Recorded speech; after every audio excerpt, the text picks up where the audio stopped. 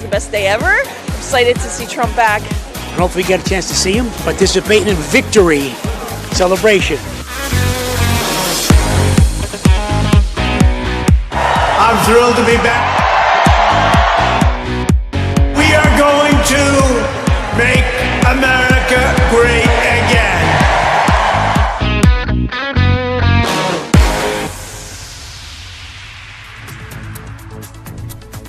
Hello and welcome. You're watching News9. We're bringing you non-stop rolling coverage of the inauguration of Donald Trump, who is set to take charge as the President of the United States of America for the second time. And for this rolling coverage, we have with us in our studio my colleague and friend Aditya Rajkol, Executive Editor of Foreign Affairs. Aditya, thank you so much for being with us. It is going to be a special evening, isn't it? India time, 10:30, 5 p.m. to be precise, is when Donald Trump is set to take the oath of office.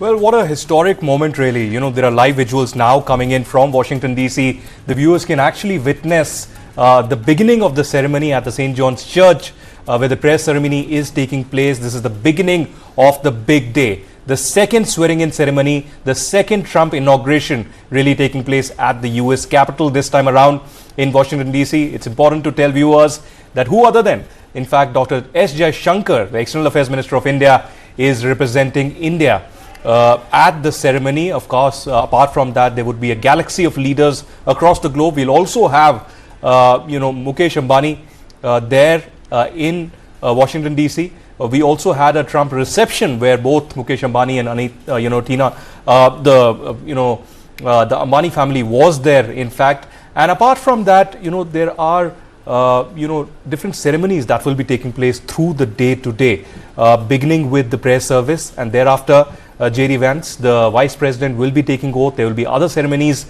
taking place, and finally we'll have Donald Trump, in fact, taking oath as the President of the United States for the second time.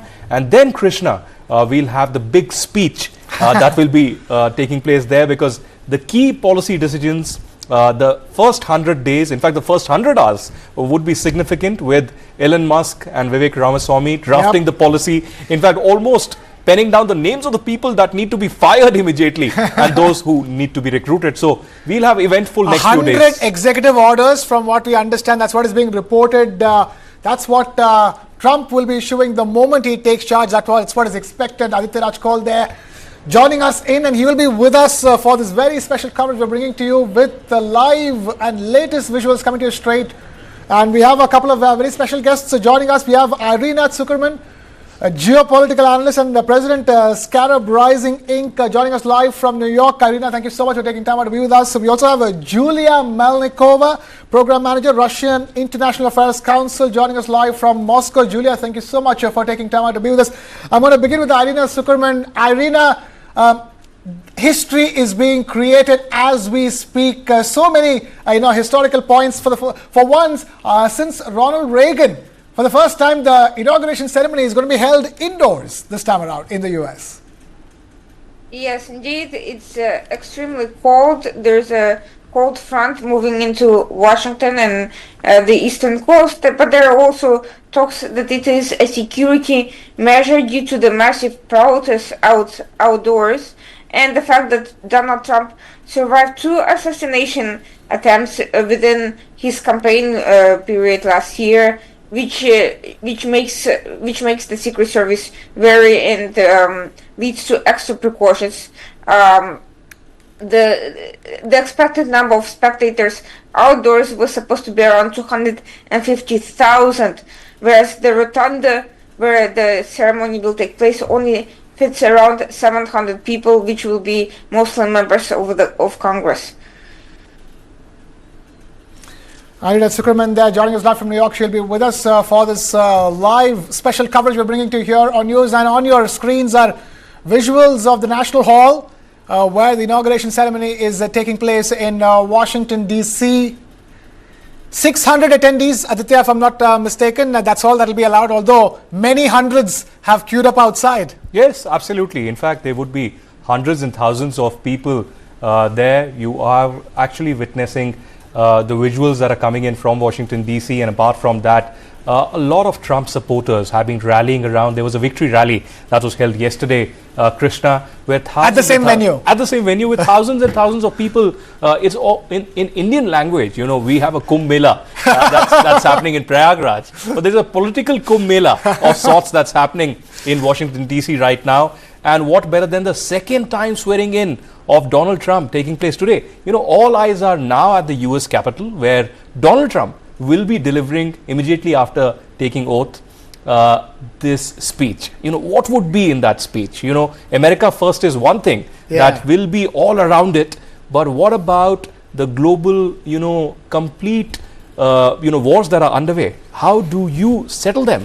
You know, the Russia-Ukraine war. But interestingly, Krishna, even before coming, he has taken credit for Israel-Hamas peace deal that has really happened. That's right. And for that, on that peace deal, we have Anat Bernstein-Reich, President, Israel Asia Chamber of Commerce, now joining us live from Israel. Anat, thank you so much for taking time out to be with us.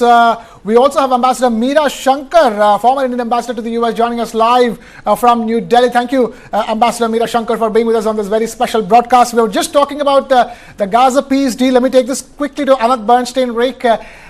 Talk to us. Even before Trump takes charge, he has taken credit for bringing about the peace deal in Gaza. He definitely should take credit for what he did, in a sense that yesterday 3 hostages were released, and the trust between Israel and Gaza got in the way. There is a ceasefire. Next week, another 3 hostages will be released, and so on for the next 42 days. And we need to give credit to Biden, but it was the businessman, Trump, that sealed the deal and made sure that the deal is signed before today. So definitely he starts his term in right foot with very good, direction to receiving even a Nobel Prize for hopefully a ceasefire and a peace treaty in the area. Okay. Nobel Prize. Aditya, you were going to ask her something. Yeah, I actually wanted to get straight to Ambassador Meera Shankar because we've been discussing the entire color and the fanfare that's happening in Washington, D.C. But the brass tacks is also the India-US relations that have seen continuity ever since President Clinton has been there. But Ambassador Shankar, when it comes to India-US, trade as well as the tariffs that Trump talks about, what is the roadmap now in the next few months? Do you feel there would be some things that would be sticky, including trade and immigration? Those are high priority areas for President Trump and his entire administration. So do you see a continuity in the relations? We've had an experience with him during Trump 1, but hectic trade negotiations likely in the next few months? I believe so. I think that Trump has come with a stronger mandate this time because he's won not only the Electoral College but also the popular vote and controls both houses of the Congress, though the lower house is with a very slender majority of 5 or 6 seats. So he carries more authority than he did at the first term. Now, there has been continuity between Republican and Democratic administrations in the US as far as the India-US strategic partnership is concerned, right, with both seeking to build the relationship. This is driven by our strategic convergence in the Indo-Pacific, by our shared democratic values, by growing economic ties, and by the connections, expanding connections between our people. Particularly the Indian American community in the US is playing a larger public role. This framework, I think, will continue to be the framework within which the India-US relationship will continue under Trump too. Having said this, there are issues which could arise, and these are driven by Trump's domestic agenda and his domestic priorities. If we look at his whole constituency, the MAGA constituency, then illegal migration into the US has been one of their key concerns. And it was a key issue for Trump during the election. Polls show that most Americans favor a stronger approach on illegal migration into the US. Trump has promised the largest mass deportation of illegal migrants in US history. He wants to deport about 1 million migrants a year, up from the 200,000 that he deported during his first term each year. So this would be a 5-fold increase. There is a list of 1.5 million migrants who are ready to be deported, having completed legal processes. 18,000 of these are Indian nationals, mainly from Punjab or Gujarat. Then there is the larger number of 11 million illegal migrants who are believed to reside in the US for quite some time. And this number is estimated to include about 725,000 Indians. Now, if deportation on such a scale takes place, it would be a challenge for the two countries to navigate. Right. Of course, it's not likely to happen anytime soon because they would have to be traced, they would have to be rounded up, they would have recourse to legal hearings and could also face legal challenges. The administration could face legal challenges from civil society. Right. This is expected to play out, but also the US economy depends so heavily at the lower level on these illegal migrants, particularly the rich who have domestic help or gardeners or whatever. It is the illegal migrants who power the US economy at this level. Right. So you have to see how the issue plays out. But certainly, we have to see. You could expect that there will be some deportations because Trump would want to have a demonstrative effect. There will be a tightening of security.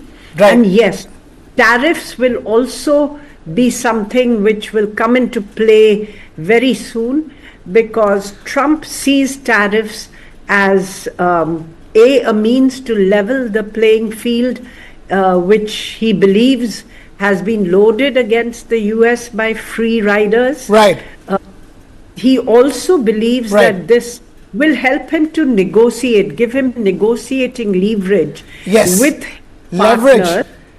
Tariffs is... And finally, it will help him to raise revenue in the light of the tax cuts that he is proposing. So the universal tariffs that he's proposing of 10 to 20% will apply to Indian exports as well. Right. But I don't think India will be the focus of his efforts. Right. Because there is China to deal with first, even before India happens, and tariffs are certainly a power play move by Trump. But we'll have to see in the first 100 executive orders that he is supposed to issue on day one of taking charge, will tariffs be a part of that? Meanwhile, even as Trump takes office, Russia's President Vladimir Putin called for a Security Council meeting just ahead of Trump's inauguration. Putin discussed the much-awaited Trump and Putin meeting. During Russia's Security Council meeting, Putin congratulated Trump on taking office and said he was open to dialogue with the new administration on Ukraine and nuclear arms. Listen in. The pre-election period has been difficult for Mr. Trump in every way. He and even members of his family were constantly under severe pressure. There were even attempts on his life. But he showed the courage to win a convincing manner. We see the statement of the newly elected President of the United States and members of his team about the desire to restore direct contacts with Russia that were interrupted not by us, but by the outgoing administration. We also hear his statement about the need to do everything possible to prevent World War III. We certainly welcome this attitude and congratulate the President-elect of the United States of America on his assumption of office. We have never refused dialogue. We have always been ready to maintain an attitude of cooperation with any American administration. I have said this on numerous occasions. We assume that the dialogue will be built on an equal and mutually respectful basis, taking into account the significant role played by our countries on a number of key issues on world's agenda, including the strengthening of strategic stability and security. We are also open for dialogue with the new U.S. administration on the Ukrainian conflict. The most important thing here is to address the root causes of the crisis that we have spoken about many times. This across to Julia Melnikova, Program Manager at Russian International Affairs Council. Julia, looks like it's set to be 2.0 or part 2 of the Putin-Trump bonhomie that is set to follow after Trump takes charge. It's interesting to watch actually how the Trump administration, second attempt of Trump's administration is becoming a self-fulfilling prophecy, because he hasn't even started yet, but everyone's been anticipating his coming to power within the couple of months prior to the today's ceremony, that everyone's kind of expecting him to deliver, and even if he doesn't, the minor steps that he's going to undertake will be perceived as a breakthrough because everyone was so hyped up for it. And that's a really very interesting phenomenon because I think only the US policy can deliver such an effect on the world affairs and on the world press and on the world political community and everyone else in the audience. That's really, really interesting to watch and really interesting to be part of this event. Sorry for a short introduction to the question that you actually posed. With regard to your question, the answer would be no, not particularly. Because I think that the key part of the president's address to the Security Council was that the main goal of Russia is to address the root causes of the conflict and root causes of the crisis. And this is where we might come to a deadlock or near to deadlock situation if and when the US-Russia negotiations resume. Because different conditions, the conditions today are different than they were several years ago when two presidents first met, first and only time, in Helsinki. Right, the conditions are way worse because there is zero to none of trust between the parties. The situation on the battlefield is severe and pretty bad, and every pause can be perceived as an opportunity for the Ukrainian side, or can be perceived in the Kremlin and on the Russian side as an opportunity for the Ukraine to regroup its forces and gather more, for example, military equipment or other aid from the Western powers. So everything depends now on what proposal the US administration might have in order to start these negotiations with Russia. Because if President Putin were to address the root causes, and these root causes were really outlined several times by the Russian government, then him and President Trump would need to go deeper into the possible scenario of conflict resolution. It shouldn't be just limited to the ceasefire, as we can now see in the Middle East, which is a great breakthrough, and we can only compliment President Trump on that. But a simple ceasefire and exchange of hostages would not do to address the root causes of the conflict as Russia sees them. And the way Russia sees them is the NATO expansion, is Western attempts to get former Soviet republics into its sphere of interest, and all the things that Kremlin and the Foreign Ministry have been reiterating since the conflict started. And in order to address these root causes, you need a more difficult interplay than just agreeing on a ceasefire, which might be a first step, of course, and should be a necessary step in order to continue negotiating. But a lot more political will is needed in order to find a comprehensive solution to this issue. So while everyone is now stressing the words by Vladimir Putin that Russia is open to the dialogue with the United States, we should be looking onto the second part of his sentence and onto the ever-remaining and ever-bleeding problem of the Russia-NATO differences in terms of how the European security architecture should be organized. Right. Let me get in, Anat, at this stage from Russia to another conflict zone, that is the Gaza, where over the last 15 months, ever since the southern Israel terror attacks, there have been hostages that have been in Gaza.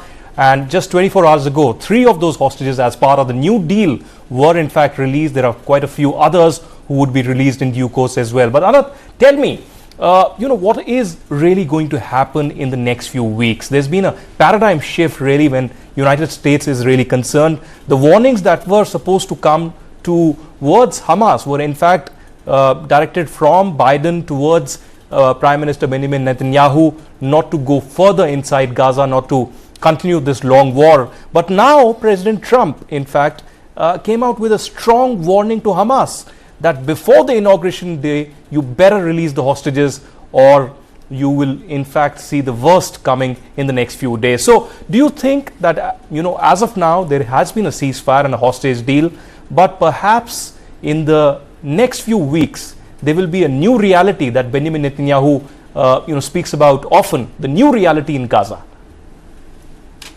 Well, when it's concerned with Israel, Israel intend to keep this trust between Israel and Hamas, in the sense that Israel wants to release the hostages, and it's up to Hamas to keep the ceasefire. Unfortunately, there is a history, and in the history, Hamas time and again broke the ceasefire and attacked or did something that made those trusts stop. However, as long as it is with Israel, Israel will keep this pact intact because we want the hostages back.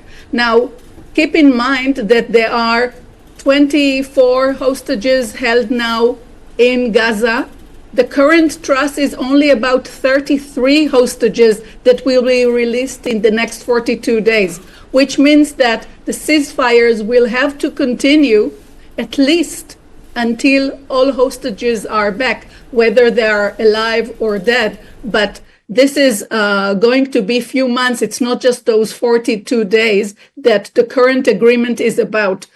During this period, I hope that additional discussions will be held with the help of Qatar and Egypt and the US, with the intention to reach a full agreement. So we all want to be optimistic. Of course, we are realistic with the knowledge of the past experience, but still, first we need to bring our hostages back. It will take few months.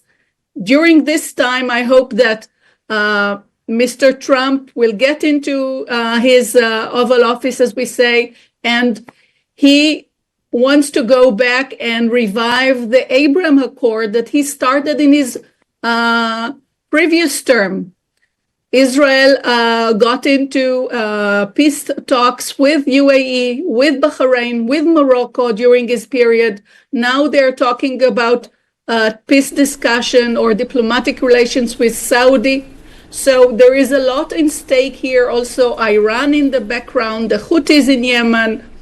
The current ceasefire is only one component on this very difficult or complex puzzle of this Middle East.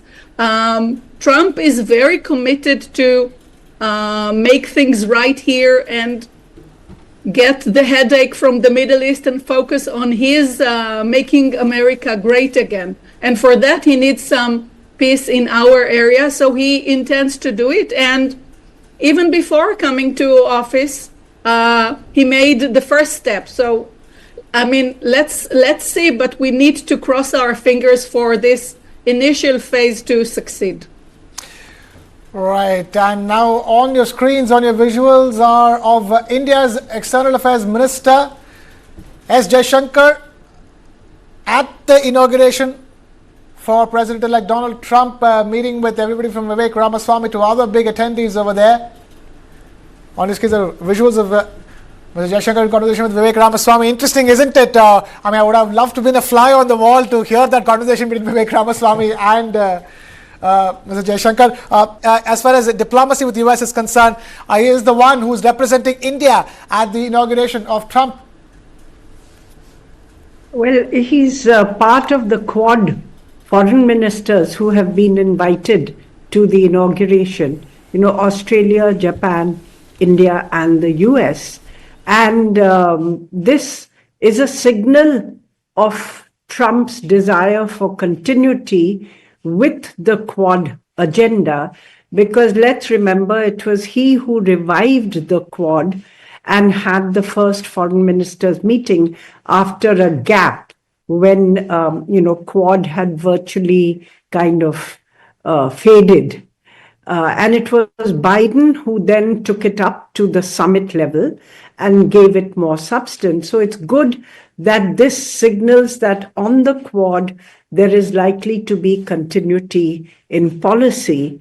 As far as India is concerned, we welcome Trump's efforts to end conflicts.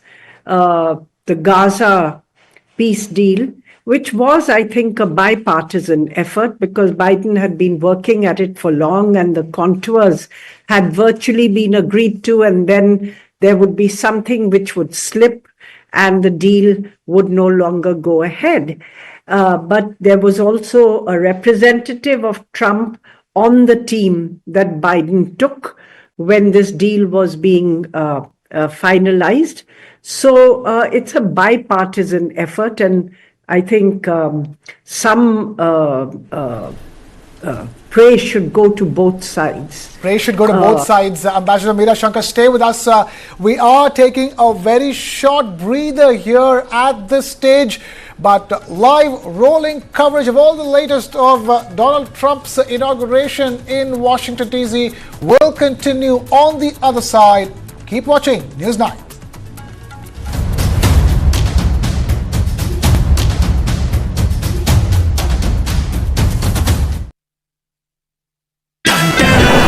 You dreamt of European engineering,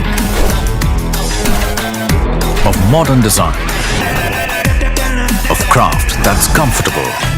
With the best-in-class maintenance cost, we made your dreams a reality. Behold, the Škoda Kailac. Škoda. I will take you to Paris. Paris नहीं, Paris. तुम्हारा pronunciation भी ना, तुम्हारे इरादे की तक. Off. Madam इरादे कभी ऑफ नहीं होते, टेक ऑफ करते हैं. SBI Life Smart Platina Supreme के guaranteed return से करो पूरे अपने इरादे, अपनों से किए सभी वादे. SBI Life, अपने लिए, अपनों के लिए. What is to the nines? In literal terms, it's perfection. But to us, it's not just a phrase, it's an attitude. One that starts at your desk and sends a statement to the world.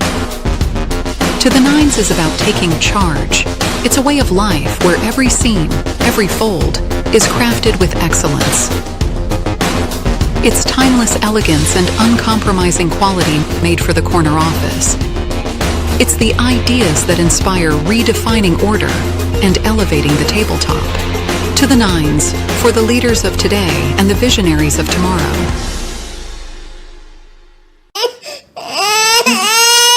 तेरा बच्चा मेरा नाम जरूर रोशन करेगा. बच्चों से नाम रोशन करवाने का perfect plan. Canara HSBC life insurance child plan. Canara HSBC life insurance, promises का partner. We are at the highest airfield in India and one of the highest airfield in the world. It is the most beautiful airfield in India. There's no aircraft that cannot land on this airfield. This will be the highest airfield in India and 5th in the world.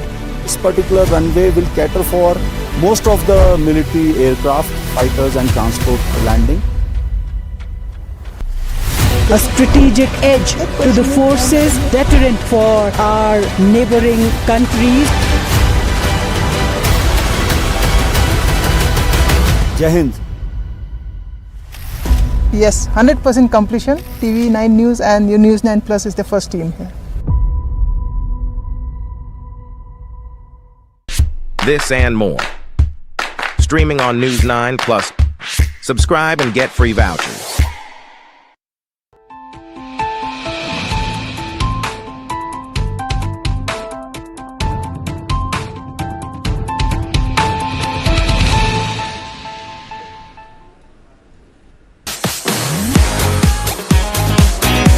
We won! This is the best day ever. I'm excited to see Trump back. I don't know if we get a chance to see him, participating in victory celebration. I'm thrilled to be back. We are going to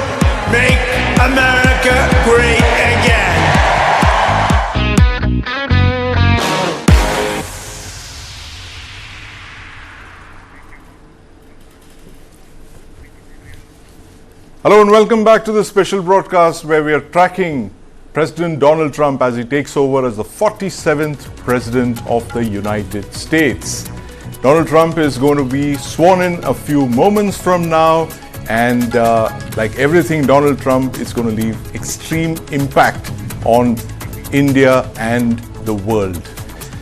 Joining me are my colleagues Sridharan Ramakrishnan and Aditya Raj Kaul. Sri, I want to start by asking you this.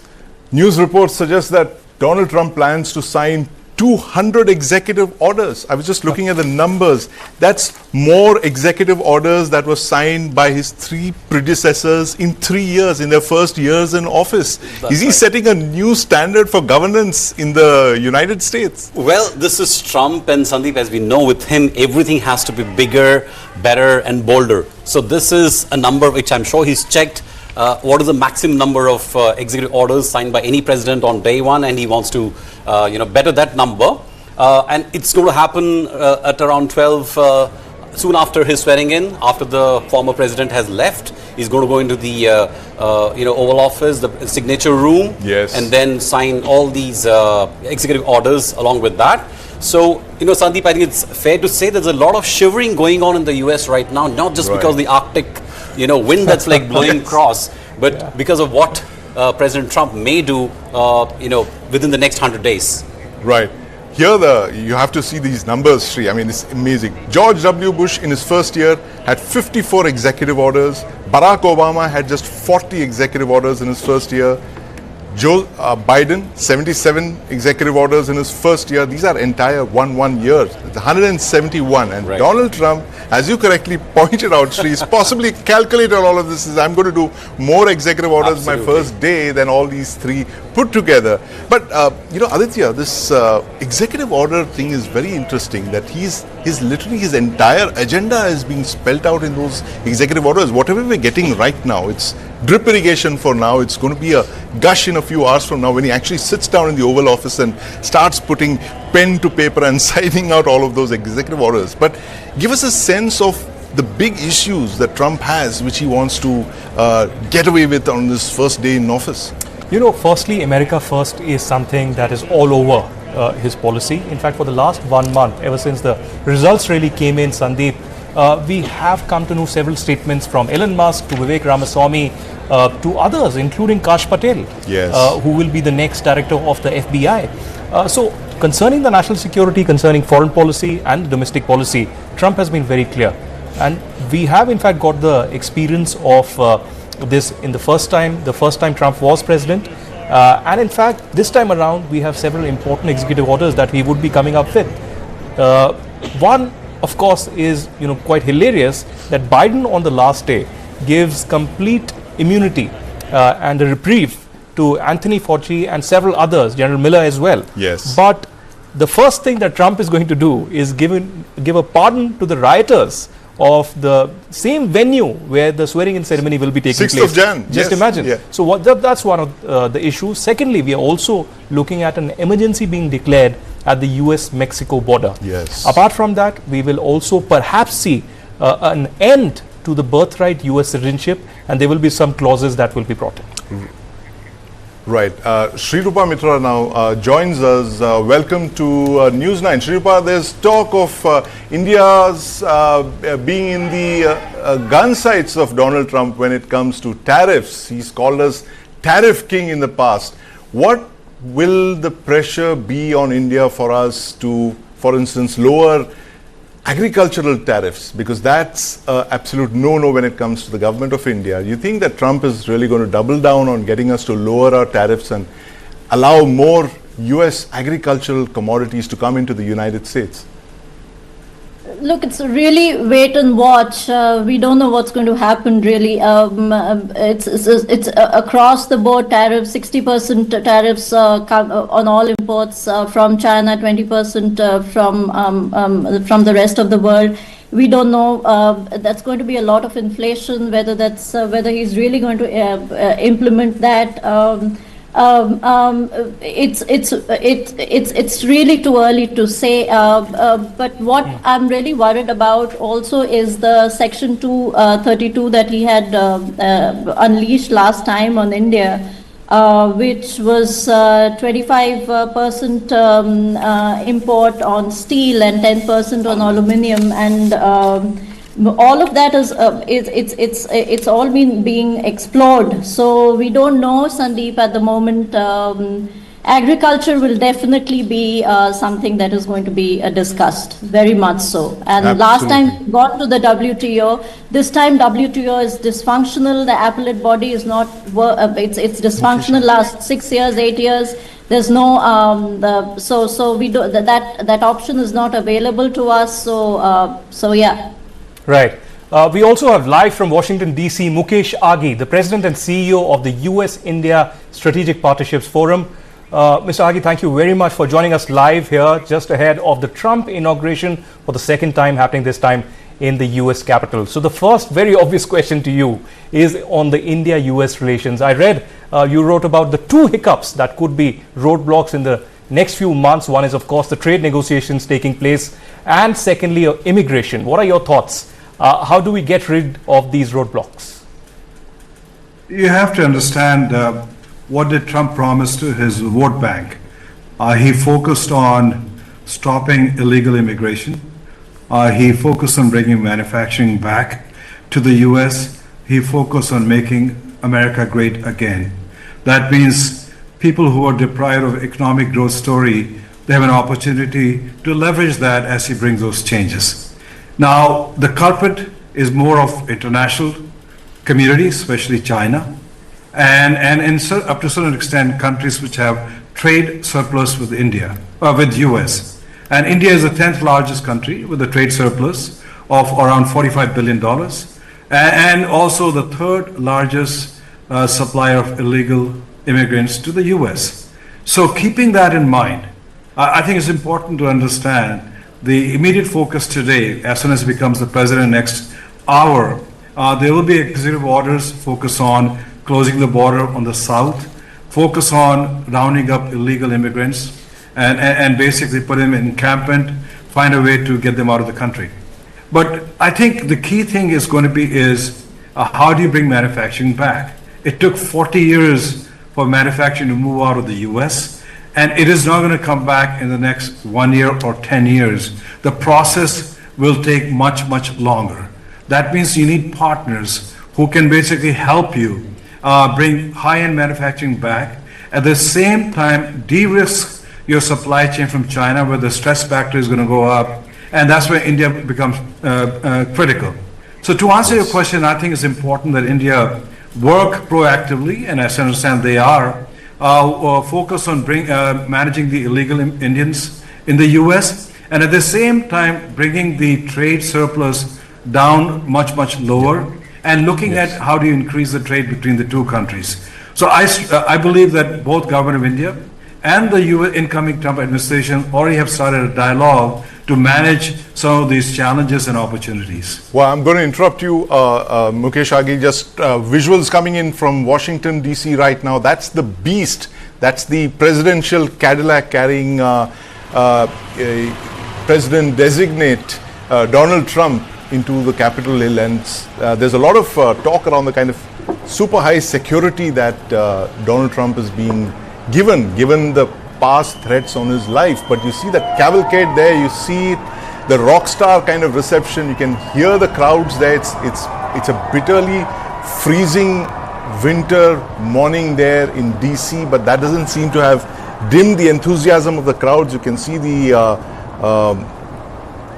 Cadillac, the armored presidential Cadillac coming in, riding down to the Capitol Hill. And we in fact had also India's External Affairs Minister, Dr. S. Jaishankar, representing India there, along with Vivek Ramaswamy. Shri, we would have loved to be there, fly on the wall to really know what they were talking about. But, Mukesh Aghi and Bob Awasthi also joins us here live.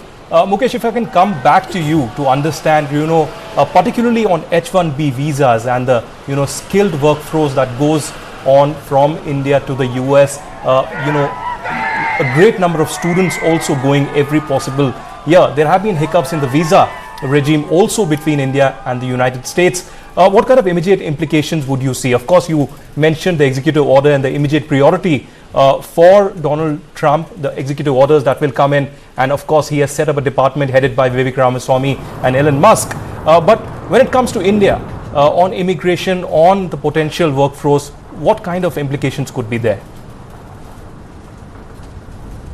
The issue here is supply and demand. You have to understand, we have a shortage of software engineers. We have a shortage of certain skills, and that's why the H-1B was basically created. And while we bring in some good quality talent globally, there has also been abuse on H-1B. And I think that gives an opportunity to a lot of people to question the validity of H-1B and the success of H-1B.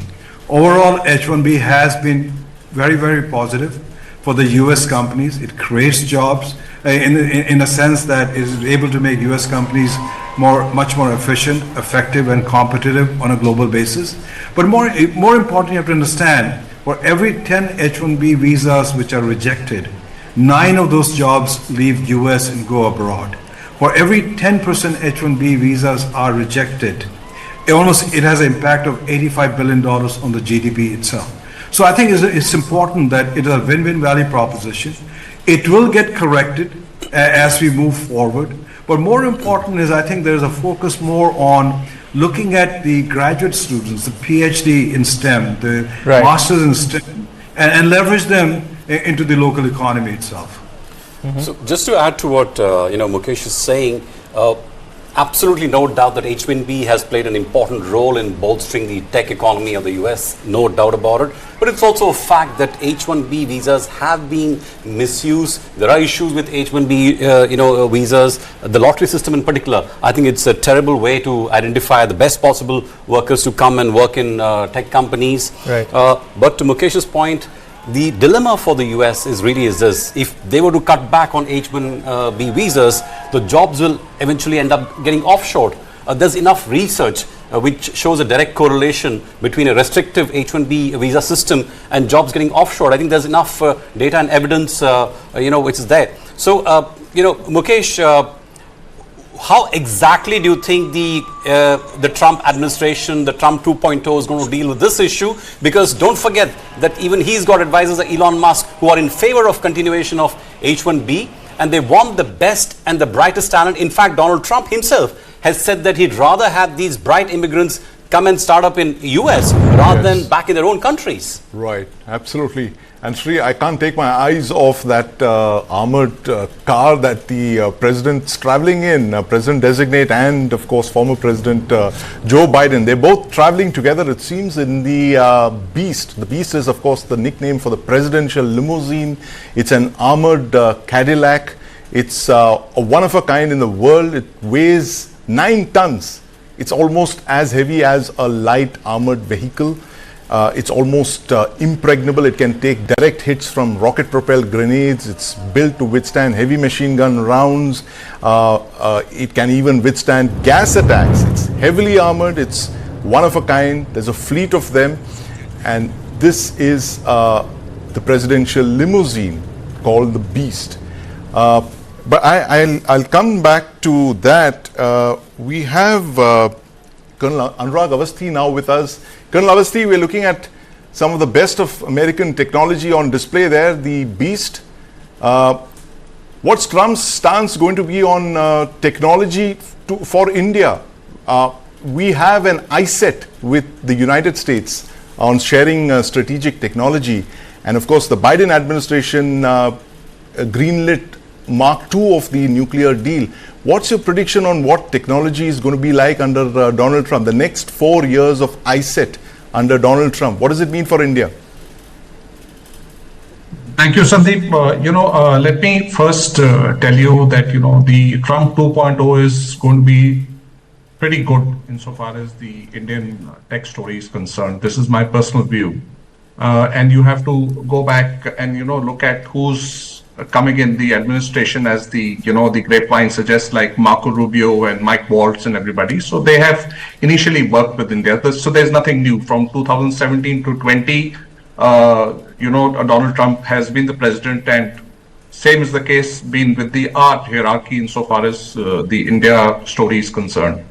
During this time, we also must understand that insofar as the technology is concerned, I do not feel that there is going to be some major change to the CHIPS Act, which was, which came into being in sometime in the August of 2022, because I feel that it is as per the central discourse to the US policy. I don't feel that there's going to be any change to the CHIPS Act. Now, insofar as the ICT is concerned, there have been a number of critical Indo-US initiatives which have happened in the last around 8 years, as time has gone by. And there's going to be a lot of steam in terms of, the defense innovations, the telecom sector, the space sector, the semiconductor resilient supply chain sector, where I think there's a lot of work to be done. And I think a lot of good work will happen insofar as that is concerned. Absolutely. Now, coming down to deep tech, we've seen Micron, as one of the major IDMs of the world, establishing a, ATMP or an OSAT here in Sanand. And I think the first chips of that are going to be packaged very soon by around August, as we just spoke 3-4 days ago.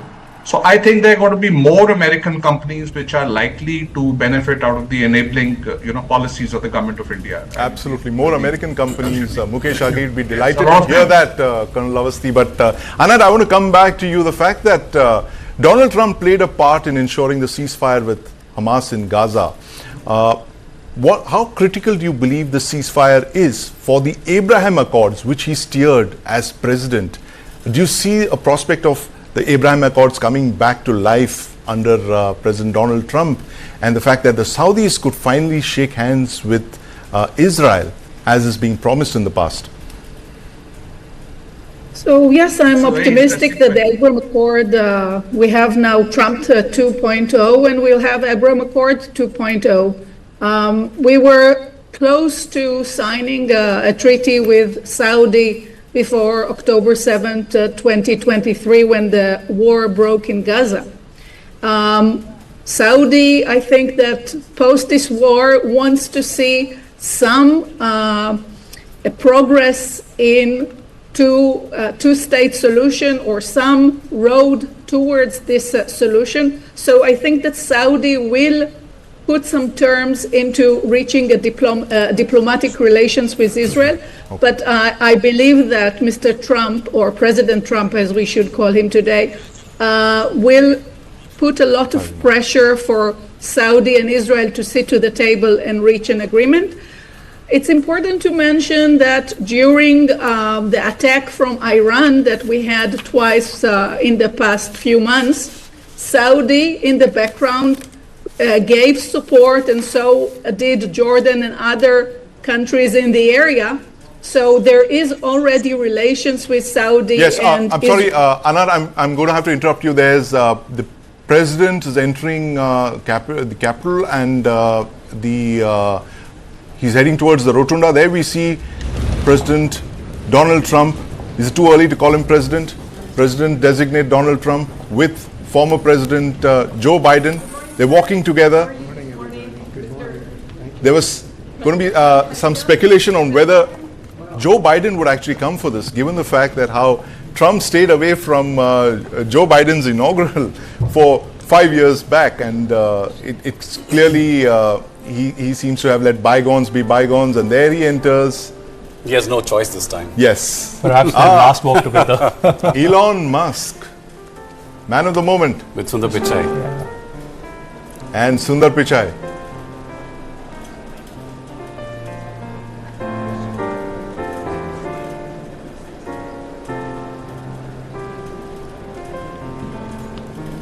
That's Vance. That's no, that's yes. Kamala Harris' husband. Kamala Harris and Doug Emhoff, her husband, and it's a stream of dignitaries that are walking in, and there's J.D. Vance and the lovely Usha Vance, Vice President, and his wife entering the rotunda. The rotunda is the alternate venue for the swearing in of the President of the United States. It's not been used in 40 years. Many decades. And the last person to have done been sworn in there was Ronald Reagan in 1985. And I'm sure Donald Trump wouldn't have minded that very much, given how much of a fan he is of Ronald Reagan. In fact, legend goes that it was his meeting with Ronald Reagan in 1987 that triggered off his presidential ambitions, and that's and they had a very close relationship, and he kind of sees himself as the successor to Ronald Reagan's legacy. Sri. Right. Let's not forget that it's around 87-88 that both Biden and Trump decided that one day they are going to contest to become the US president. So what a journey for both of them. What a journey. I mean, fascinating journey. One journey ends today and another one begins. Ladies and gentlemen, the President-elect's cabinet and cabinet-level designees.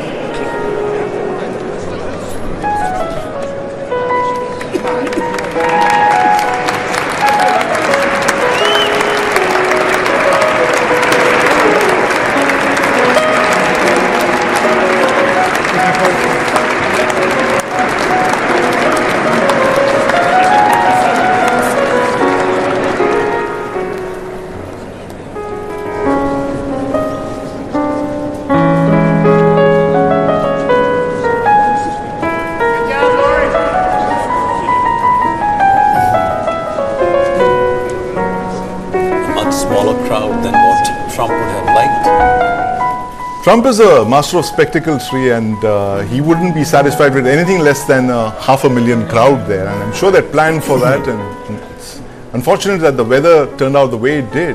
You know, he can always do another swearing-in ceremony. You know, knowing Obama did 4 of them, you know, he can always Kash do that. Patel, and there's Vivek Ramaswamy and his wife. And there's Nikki Haley. I beg your pardon. The Indian origin crowd sticking together, Yes. I guess. Tulsi Gabbard. Tulsi Gabbard. That's Tulsi Gabbard.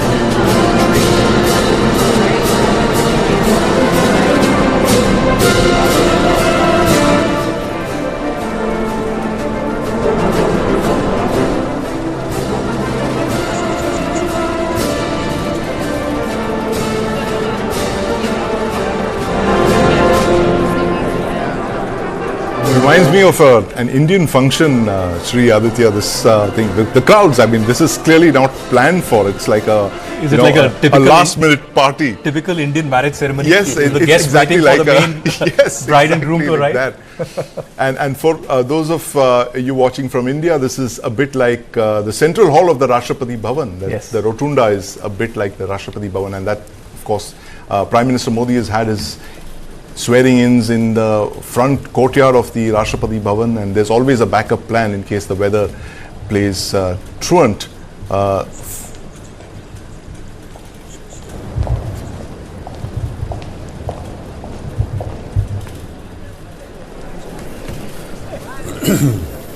It's a packed central hall there. The rotunda is packed to capacity, possibly even more than the 600 people it's designed to accommodate. But being Trump, he's going to have a separate event after this when he's going to address addressing 3 different balls later this evening. So the MAGA crowd is going to be not going to go home disappointed.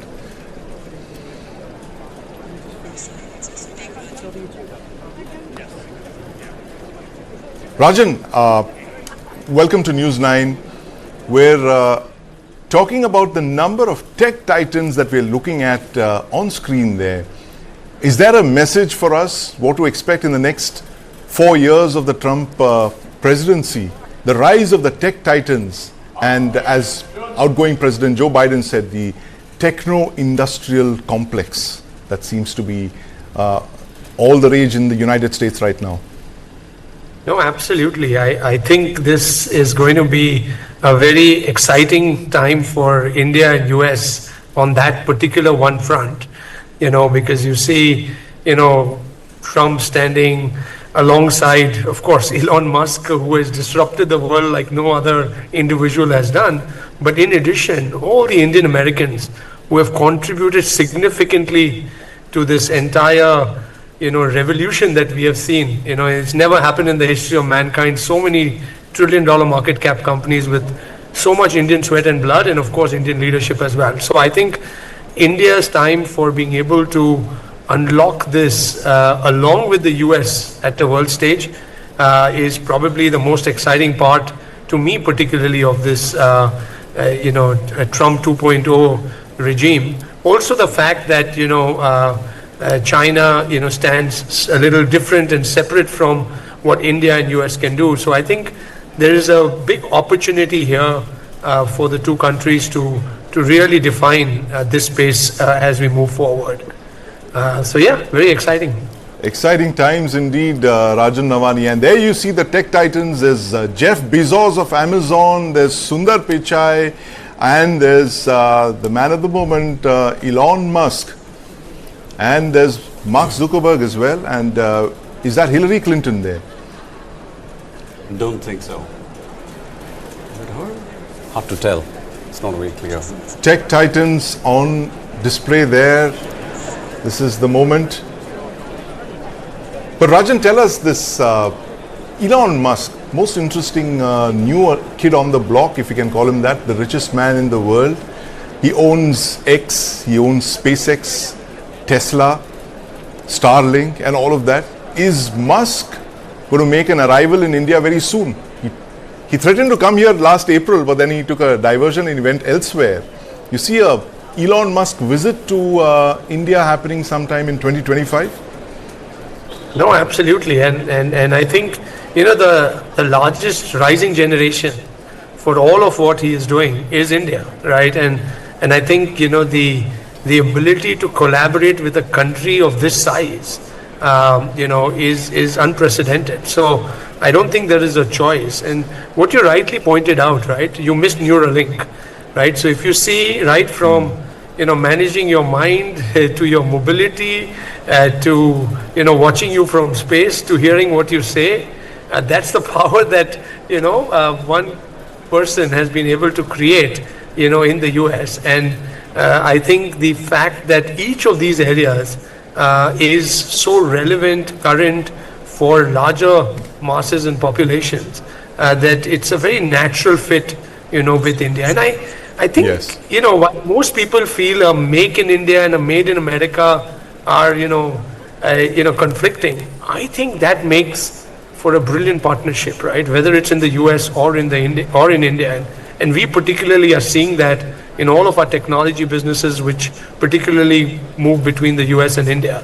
I think the opportunity is both ways. It's for India to play a much larger role in the US and for the US to play a much larger role in India. And he's definitely one person at the forefront of that relationship in that context. Right, absolutely. Make India great again, make America great again. Ambassador Veena Sikri now joins us on the show. Ambassador Sikri, welcome to News9. We see the Clintons walking in right now into the rotunda. There's Hillary Clinton and Bill Clinton, former president of the United States. And Ambassador Sikri, quick takeaways from what we're seeing right now. It's almost unprecedented. The number of tech titans, billionaires there, rubbing shoulders with the political elite of the United States, MAGA, MIGA, they're all there in that rotunda. Yes. Well, it is a great occasion. I think the way that President Trump has come back, has bounced back and won a thumping victory, in every segment of public opinion, every segment of voters in the US. It's quite something, it's quite amazing. And I think that we have to watch now what his first movements are going to be. They say there are some 200 executive orders lying on his desk, which will be signed very soon. 200 executive orders. This Herbert Walker Bush has just walked in. Yes. George W. Bush with Laura Bush. They're both in. One of only 3 former US presidents still alive.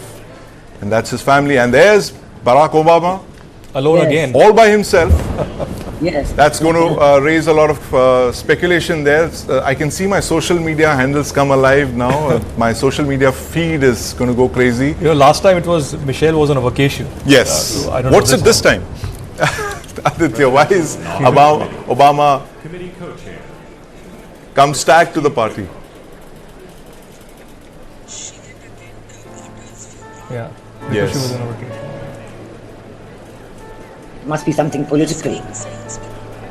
Ambassador Sikri, so make sense of this Trump moment where you have 3 former presidents walking in, the 3 presidents who had two terms each, and then you have Donald Trump, the first president in more than a century to have 2 terms with a gap in between, with Joe Biden in between.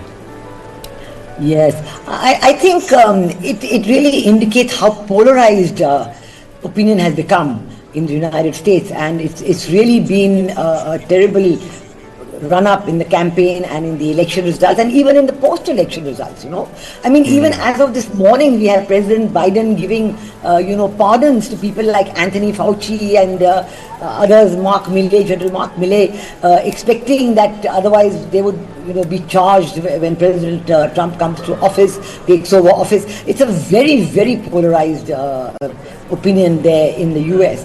Even within families, opinions are divided. They don't even talk politics anymore in many families because of this. And I think that President Trump is looking very much to keep the opinion with him, the opinion that has got him the votes and that has brought him to office for the second time. He's going to do his best to keep that opinion, and MAGA is certainly a part of it, but we're also seeing that he's paying a lot of attention to foreign affairs. I mean, whether it is Greenland, whether it is the Panama Canal, whether he already announced possible visits to China and India, and I think that all this shows that he is considering a very well-rounded presidency with focus on domestic issues and foreign affairs in a big way. Certainly in India, we are looking very much forward to his visit, because 2025 is the year when India is going to host the Quad Summit, and so President Trump comes to India, it will be for the Quad Summit and perhaps a bilateral visit in addition to that. So it's going to be a great event, and with Dr. Jaishankar, the External Affairs Minister, in Washington right now for the inauguration, I'm sure there will be some discussions already. There is anticipated that there might even be a meeting of the Quad foreign ministers in Washington right now over the next day or two, and then they will be preparing for the summit. So this is a very big thing for us, I think, because this summit plus the bilateral visit, so many issues will be decided, so many issues will come up. Absolutely. That is a very great event. 2 visits by Donald Trump to India, possibly one for the Quad Summit and the other the bilateral visit, that very much awaited Trump visit to India. But Aditya, you have a question. In fact, we had Dr. Jaishankar just post a picture with Penny Wong, the Australian foreign minister, and other foreign ministers at the Capitol Hill. But I have a very direct question for Ambassador Sikri. You are one of the most significant voices on Bangladesh in India. And when Trump comes to power, one of the concerns for India and perhaps in United States as well would be what's happening in Bangladesh. We have an interim government of Mohammad Yunus, but Ambassador Sikri, could we see a transition taking place, perhaps at least democratic elections in near future? Oh yes, I would certainly think so. And I tell you that we all remember that during the campaign, while President Trump was campaigning, he made a very significant comment on Bangladesh. And he said he described the chaos in Bangladesh, and he spoke about the barbaric attacks on Christians and Hindus in Bangladesh and other minorities. And so I think that President Trump is very much seized of this issue. And in addition to that, you have people like Tulsi Gabbard, who are very much a part of his team, and they also have been very involved in this issue. And I've seen the Bangladesh diaspora and the Indian diaspora really working very actively together on this issue. So I think that this is a very interesting moment to see what President Trump will do, because at this very time in Bangladesh, the situation has become very polarized and very difficult. So I think that there is a great, we've seen the BNP, which was earlier in alliance with the Jamaat-e-Islami, and everybody expected that when the Jamaat-e-Islami began calling the shots after Mohammed Yunus took over, that the earlier alliance between BNP and Jamaat-e-Islami would be intact. But that has not happened. Jamaat-e-Islami has gone entirely Islamist with other Islamist political parties and political organizations, and they're trying to bring the Islamist vote together. So we've seen in the last few days a distinctive movement of BNP, Awami League, maybe moving towards each other because they both are interested in democratic elections. Awami League is certainly beginning after about many months of being very quiet and being highly persecuted. They have lost many of their cadre who died, have been brutally killed, but they are now beginning to assert themselves in Bangladesh itself, and I can see that the clamour for an election, early election, BNP has given a date of August this year, in the next 6 to 8 months for holding the elections, and I can see that clamour growing. And it has to be free, fair and inclusive elections. And I do not think that the present interim regime is in any position. They have really lost a lot of their credibility, by trying to make their own constitution. They have no authority to do any of that. They have no authority to change judges. They've changed all the judges. It's complete mob justice, and so it's a very, very difficult situation in Bangladesh right now. I do think that we will see a much greater clarity on early elections very soon. Well, these are live visuals coming in from Capitol Hill. Any moment now, the ceremony would be beginning with initially the Marine bands and other choirs, in fact, performing at the Capitol Hill, and thereafter we will, of course, have the Marine band and J.D. Vance taking oath as the Vice President and the 47th President of the United States, Donald Trump. Shri, you had a question for Ranjan? Yeah. Rajan? Yeah. So, Rajan, earlier in the show we were talking about immigration and therefore the H-1B visas. Now that's, I think, going to be of high interest to all our viewers to know what exactly will the Trump administration, the new Trump 2.0, do to these visas. Now, given that Trump himself has spoken in favor of retaining the most skilled workers in America, and the fact that he's got people like Elon Musk and Vivek Ramaswamy, who's part of his co-advisory group, and Sriram Krishnan, how do you think the Trump administration is going to strike the balance between appeasing the voter base, which wants immigration to be tightened, and that includes H-1B, and then making sure that the take advantage or the edge with US has as a global engine, that it retains its cutting edge access to top talent? India perspective, because given that a large part of this H-1B is IT talent, which is now very well recognized, in the US, I feel that with the US prioritizing innovation, especially in areas like artificial intelligence, you name it, right, cybersecurity, cloud computing, where India is playing a much larger role, especially in the US already. I think it is going to be a great lever for President Trump to be able to, leverage when it comes to making sure these kinds of H-1B visas, actually get a priority. For India, it is definitely going to, require the country to look at what happens. It increases costs, etc., for Indian companies as they look to do more business in the US. US is, 18% of India's export and the largest export market. So any implication with visas of any shape and form is going to impact that in some shape, in some way. So it is going to be interesting, but I am optimistic that, I think on this front particularly, especially when it comes to highly skilled technology, given that US is prioritizing innovation over many other aspects, we will be able to see him, work out a good balance. Right. So, Rajan, I'm going to ask you to stick your neck out and tell us if you think the H-1B visa limit is going to be reduced or retained or perhaps even increased. What's your sense? I think it'll be retained right now, because what you rightly said, it's political, pressures. But as the narrative, gets built, and the ability to show and demonstrate that this is the pool of talent that is making that difference for made in America, America's global leadership, America's continuing leadership in the areas of emerging tech and others. I feel that this could change, but expecting a reduction right now, I'm not. I would stick my neck out and look at that things would stay the way it is, at least for now. Rajan Nawani, thank you very much for joining us as we're watching Donald Trump take oath as the 47th President of the United States a few moments from now.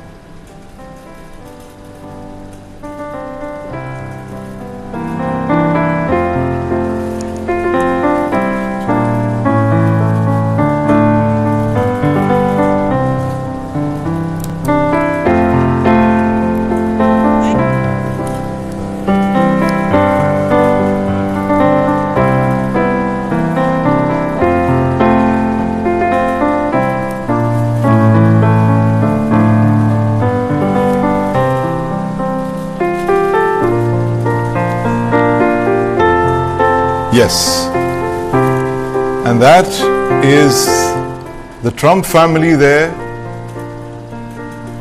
That's Trump's son-in-law, the man who helped steer the Abraham Accords. Jared Kushner played a very prominent role in the first Trump administration, less of a role this time around. There's Mark Zuckerberg there, and Jeff Bezos speaking to Jared Kushner. Fanfare, coronets. Who's coming in?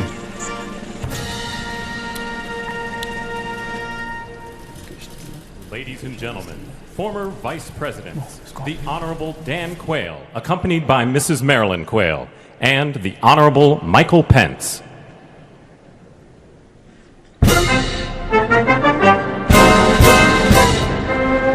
But from New York, we have Carrie Sweetie who joins us. Carrie, welcome to News9. Historic day today. Donald Trump takes oath as the 47th President of the United States.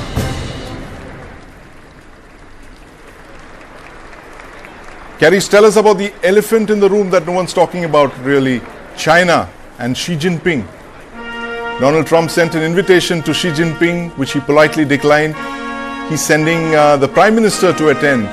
What is your take? What's China going to be like for Trump 2.0? Ladies and gentlemen, the 42nd President of the United States, the Honorable William J. Clinton, accompanied by the Honorable Hillary Rodham Clinton.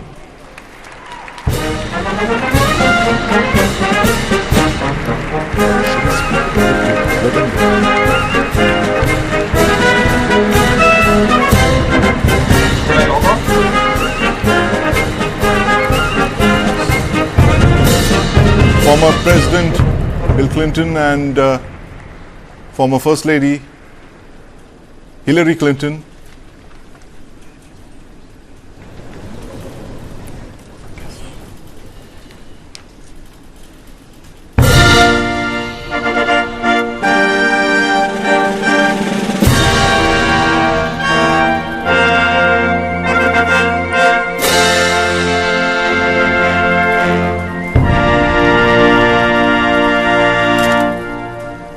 Ladies and gentlemen, the 43rd President of the United States, the Honorable George W. Bush, accompanied by Mrs. Laura Bush.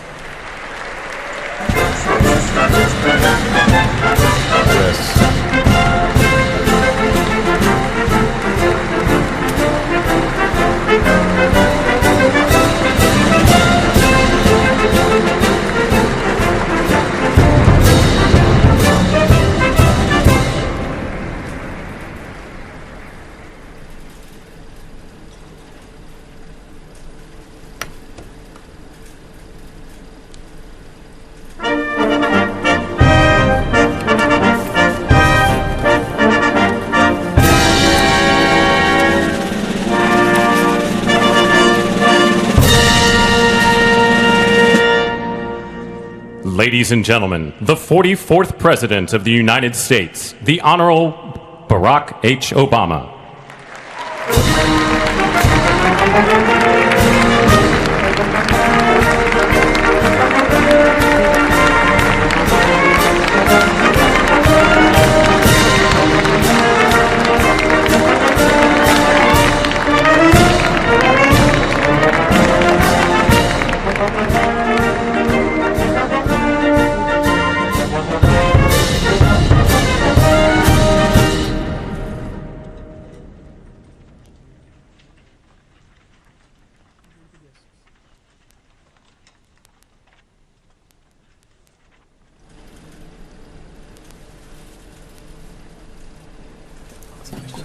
Carrie Sweetie joins us now from New York. Ladies and gentlemen, Carrie, the Chief Justice of the United States, the elephant in the room, China. What's Donald Trump's China policy going to be like over the next 4 years?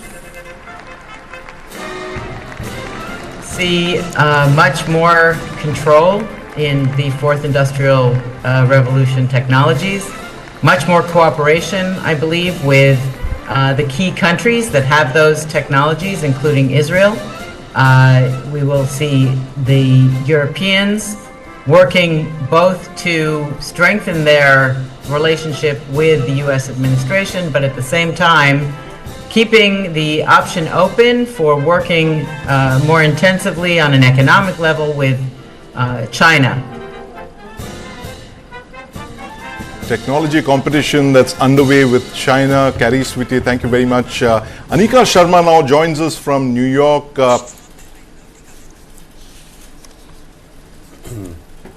I'm sorry, Adit, tell us about the significance of this event that we're seeing today. A very unprecedented lineup of tech titans, the entire political aristocracy of the United States, MAGA, the Republicans, Democrats, all under one roof. After 40 years, it's happening indoors after 40 years. It's a one-of-a-kind event. That's true, but we also have to remember that it's because of the harsh weather rather than anything else. The weather is, typically very bad at this point of time. But we also have to remember that, he's gone out of the way to invite world leaders, which is, it's never been done in this manner. And leaders like, mostly who were sort of right-wing leaders, whether it be Italy, whether it be even China for that matter. He El Salvador. Of course, yes, El Salvador. And most of the leaders did turn down. I mean, the British Prime Minister was not invited, but that is pretty much in course with the norm. So in this case, Catherine Pierce, who's the ambassador to the United States, she will be representing Britain. Right. From an Indian perspective, it's going to be Foreign Minister Jay Shankar. But if you look at the list of the conservative leaders from Britain, from Liz Truss to Suella Braverman, and including Nigel Farage, who is an ex-conservative, now the founder of Reform Party. So pretty much he's invited his so-called cabal to sort of attend the ceremony. So all in all, it's going to be really exciting to watch. But we've got to remember that he hasn't even started yet, and the world is already on a path to heal from the various shocks that we've had, including we've just heard what President Putin had to say about the fact that he congratulated him. He was invited, but he wasn't invited, but he would like to meet President Trump over the course of the next few days in the UN Security Council and resolve all sort of issues with the US-Russian negotiations to hopefully start. That will essentially open an interesting Pandora's I'm going to box. interrupt you. That's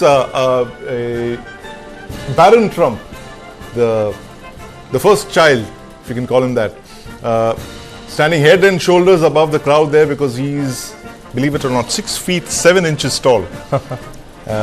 He was a young boy when Trump was president for the first time, and now he's grown up into a fine young man, standing head and shoulders there above the crowd, as you can see him there. The Trump family in full show. It's a very, very interesting family. It's possibly the first time that you have a US president with so many members who are active and tweeting and posting on social media. You have Trump, you have his wife, Ivanka, his daughter, his son-in-law, his two sons, and of course Jared Kushner, let's not forget, the very famous son-in-law. That's the entire Trump family there, waiting for the 47th president himself to arrive any moment now. Yes, we are just moments away from that big speech by Donald Trump immediately after the swearing-in ceremony. But let me bring in Sridharan here. Yes. US media immediately, right now is reporting that Trump in his speech is going to talk about a revolution of common sense. Now, what is this revolution of common sense, do you think, from Trump's point of view? Of course, a paradigm shift from what happened over the last 4.5 years. But what's going to be the top priority of this common sense agenda of Donald Trump, if I can say so? So I think he said it himself. Common sense to him is to do the things that will make America great again, which means doing things in the interest of America. Yes. Now, where it gets complicated, Aditya, is in terms of the actual mechanics of making America great again. Let's just take tariffs for example. Now, the revenue that government gets from tariffs is essentially 2% of all the income that the government generates. And even if Trump were to go ahead and implement the punitive tariff that he's talking about on different countries, at the rate that he's talking about, at best the US will make up about $780 billion by one estimate. Now, is that really enough for a country of that size and for all the promises that Trump has made? That's one part of it. The second part is there's enough economic evidence and history to show that tariffs are a zero-sum game. One country never wins over the other, because you always have retaliatory tariffs from the other countries. And usually what happens is the GDP takes a hit.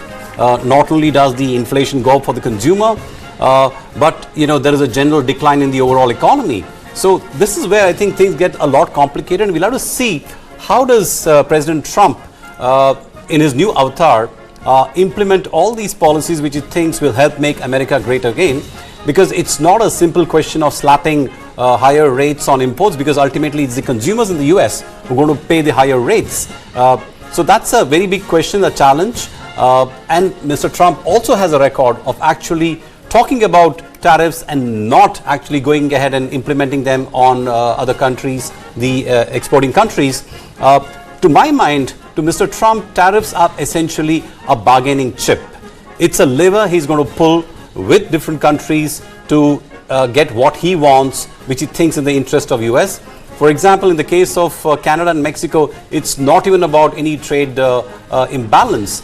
With Canada, his issue is about open borders. Again, with Mexico, the problem he has is with the open borders, illegal immigrants pouring in. It's only with China and India where he has issue in real economic sense. So for Mr. Trump, these are all bargaining chips which he'll use at his discretion to get what he wants for the US. Absolutely, Sri. The fascinating thing about Trump is that he is unpredictable, but at another level, he's completely predictable. It's all about deals for Trump, right? It's the art of the deal, that very first book that he wrote. So the thing is, you give Donald Trump a good deal, he's your best friend. Yes. So that's how you win him over, with a good deal. That explains all the billionaires in the room, I guess. They're all there for deals. But, joining us from New York right now is Anika Sharma. She's a professor at NYU Stern. Anika, welcome to News9. Give us the sentiment in the student community in the United States now with Donald Trump taking over as the 47th president of the United States. Well, the sentiment, I think, was very different from when he was here 4 years ago, right? And also, in fact, from 4 days ago, right? It looks like he's been a little bit more embracive of the fact that the Indian students are the largest community right now in US universities. They're obviously coming here because they believe in the American dream. They believe that there is power to that education. So I think seeing that he has looked at all the pros and cons and taken a stance, which we know when Donald Trump takes a stance, he sticks to it. So I think the students were worried, very worried about him coming. But now that he has taken his stance on H-1B visas and is pro the community, I believe there's a huge sense of relief. So actually the semester is starting this week in New York, and I'm looking forward to speaking to the students and seeing them much more relaxed than they were a month ago. Huge sense of relief in the student community, Anika Sharma, and the fact is that the H-1B U-turn that Trump seems to have taken thanks to his famous friend there in the audience, Elon Musk, seems to have worked in the favor of the Indian community there in the United States. At 70%, more than 70%, Sri, of the H-1B visas are beneficiaries are Indians. And of course, as Elon Musk himself said, that he was a beneficiary of H-1B as well. If there hadn't been a scheme like that, who knows? Elon Musk would have been launching rockets from South Africa probably. So look at it this way, Sandeep, there are $8 trillion companies in the US, and 5 of them are run by people who are first generation immigrants into the US. Absolutely. That's the American dream that Anika Sharma was talking about, that the reason that America is the success it is, as opposed to China, is the fact that it's able to attract the best and the brightest in the world from wherever they are, from India, South Africa, or Europe. Caris, tell us about the American dream, the fact that you're a very successful Jewish American, you lived in several countries across the world. Tell us about the American dream, the ability of the United States to be head and shoulders above the rest of the world simply because of their ability to attract talent from across the world. I think that the reason for attracting the talent is very much why the American dream has lasted firmly for all of these decades. It's a combination of freedom and a self-reliance. There is a sense socialism is not part of the American ethos as it is in Europe. It creates difficulties. You know, we do see homelessness and healthcare challenges. At the same time, every individual is ingrained with this sense that they can take charge of their own life and reinvent it, and that it is, to some extent at least, a meritocracy. Of course, if you know the right people and you're born into the right family, that helps everywhere. But there are tremendous opportunities in the US, and the mindset is that we all have the power to make it on our own. And that was my experience. I brought that entrepreneurial attitude and self-made person to Israel and was able to succeed there in ways that most Israelis are not used to. So I think the idea that you can leave wherever you are, be welcomed into this country if you want to make a positive contribution, and use your own abilities, skills, and effort to transform your own world and then your community around you. That makes America successful. America is so successful because of the meritocracy that it is, and it stays head and shoulders above the rest of the world for that reason. Thank you very much, Caris. We're slipping into a short break, but stay with us on the other side as we come back to Trump 2.0, the inaugural that's just a few moments away from now. Don't go away.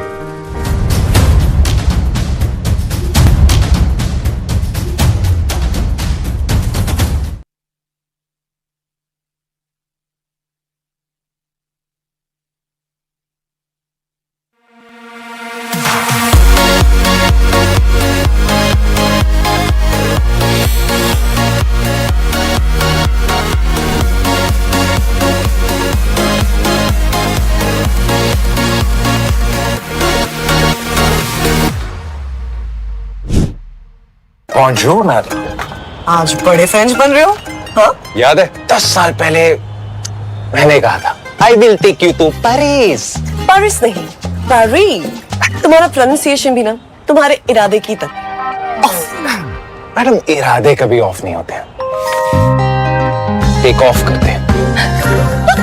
SBI life smart Platina supreme के guaranteed return से करो पूरे अपने इरादे, अपनों से किए सभी वादे। SBI लाइफ, अपने लिए, अपनों के लिए। ये बड़ा होके मम्मी का, पापा का, दादू का सबका ध्यान रखेगा। रिटायरमेंट के बाद किसी पे बोझ ना बनने का perfect plan. Canara HSBC life insurance retirement plan. Canara HSBC life insurance, promises का partner.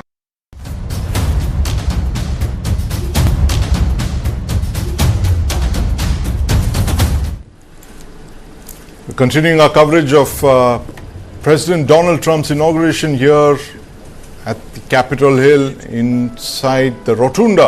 It's the first time that the event is being held indoors in 4 decades. Last time it was held here was in 1985 when Ronald Reagan was sworn in here for the second presidency, and Donald Trump would like that very much to share space with a man he greatly admires, former American President Ronald Reagan.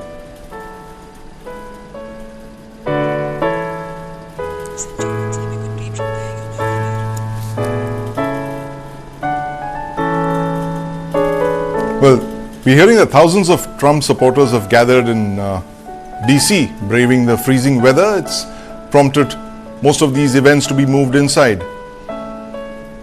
And this formal ceremony marks the end of one president's time in office and the start of the Ladies and gentlemen, successor's administration. America, please welcome the Armed Forces Chorus and America's tenor, Christopher D. Macchio.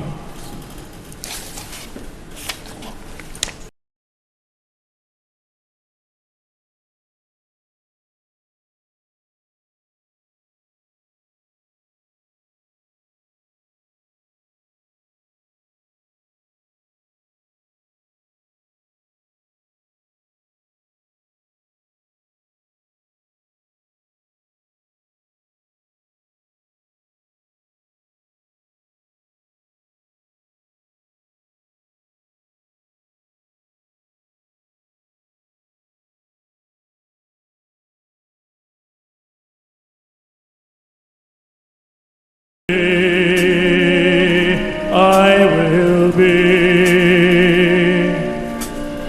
Oh, America, knowing let there be no wounded heart.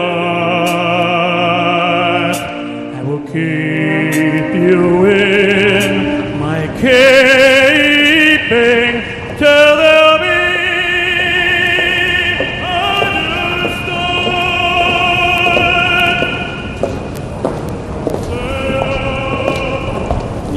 President. There's the outgoing President Joe Biden and Vice President Kamala Harris walking into the rotunda. His last act as President of the United States, number 46. Kamala Harris, wonder what's going through her mind right now.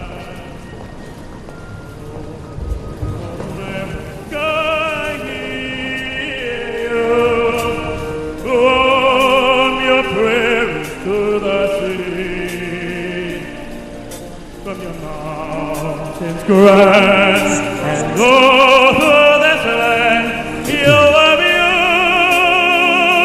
beautiful to me. Oh, America, you're calling.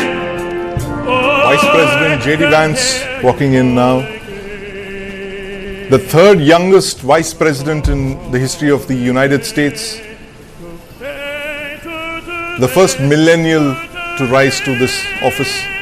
And what a remarkable rise, Sandeep. Only What a in remarkable 2022 he rise. became a senator and already the Vice President of the United States. Yes. There you have it. J.D. Vance, all of 40 years old.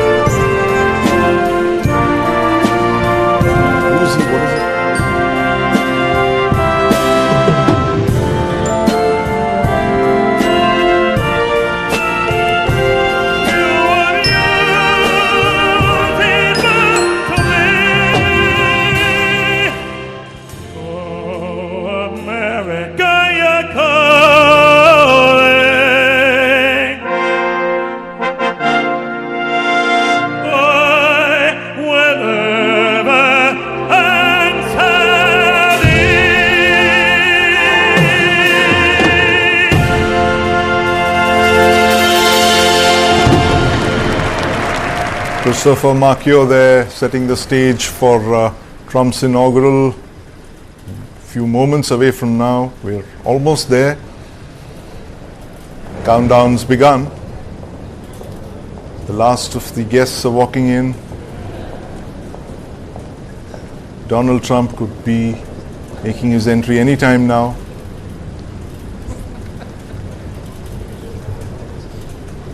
The Honorable Jackie Barber, the Clerk of the House of Representatives, the Honorable Kevin F. McCumber, Mr. John Bessler, Mrs. Kelly Johnson, Mrs. Iris Weinschall Schumer, and Mrs. Jennifer Scalise.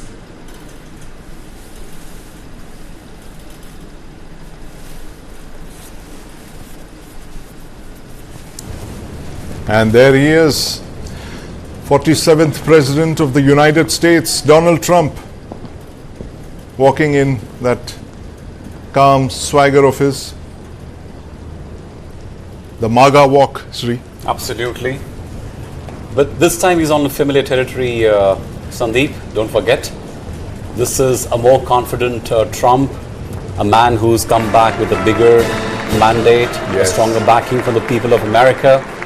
So this is going to be a far stronger and more confident Trump we'll see in the White House. Right. And there's First Lady Melania Trump. She's launched her own Bitcoin today. It's named, what else? Melania.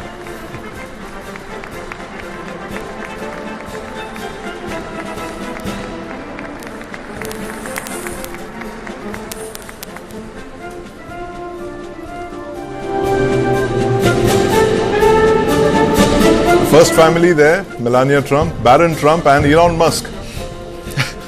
At least the first buddy, as now he's being called. The first buddy.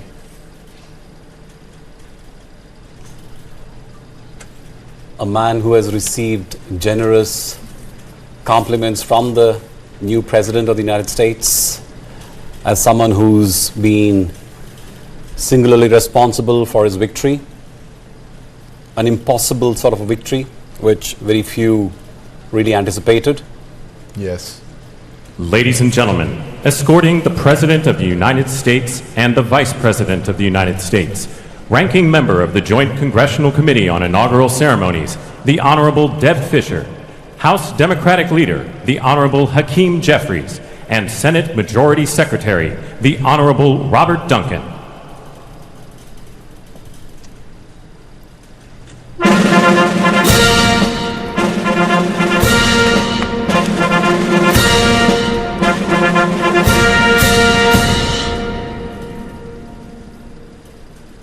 Ladies and gentlemen, the President of the United States, the Honorable Joseph R. Biden Jr., and Vice President of the United States, the Honorable Kamala Devi Harris.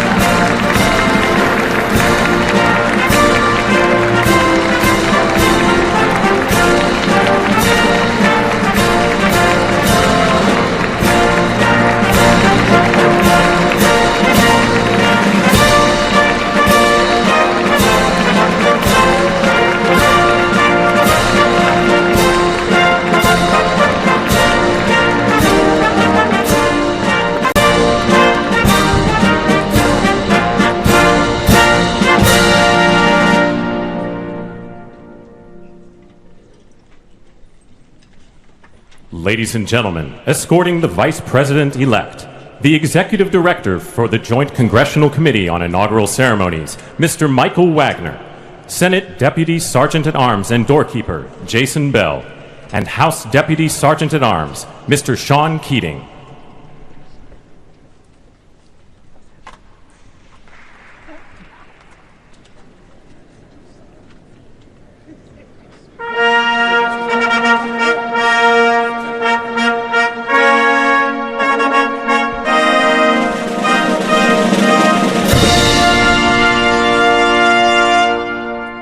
Ladies and gentlemen, the Vice President-elect of the United States, the Honorable J.D. Vance.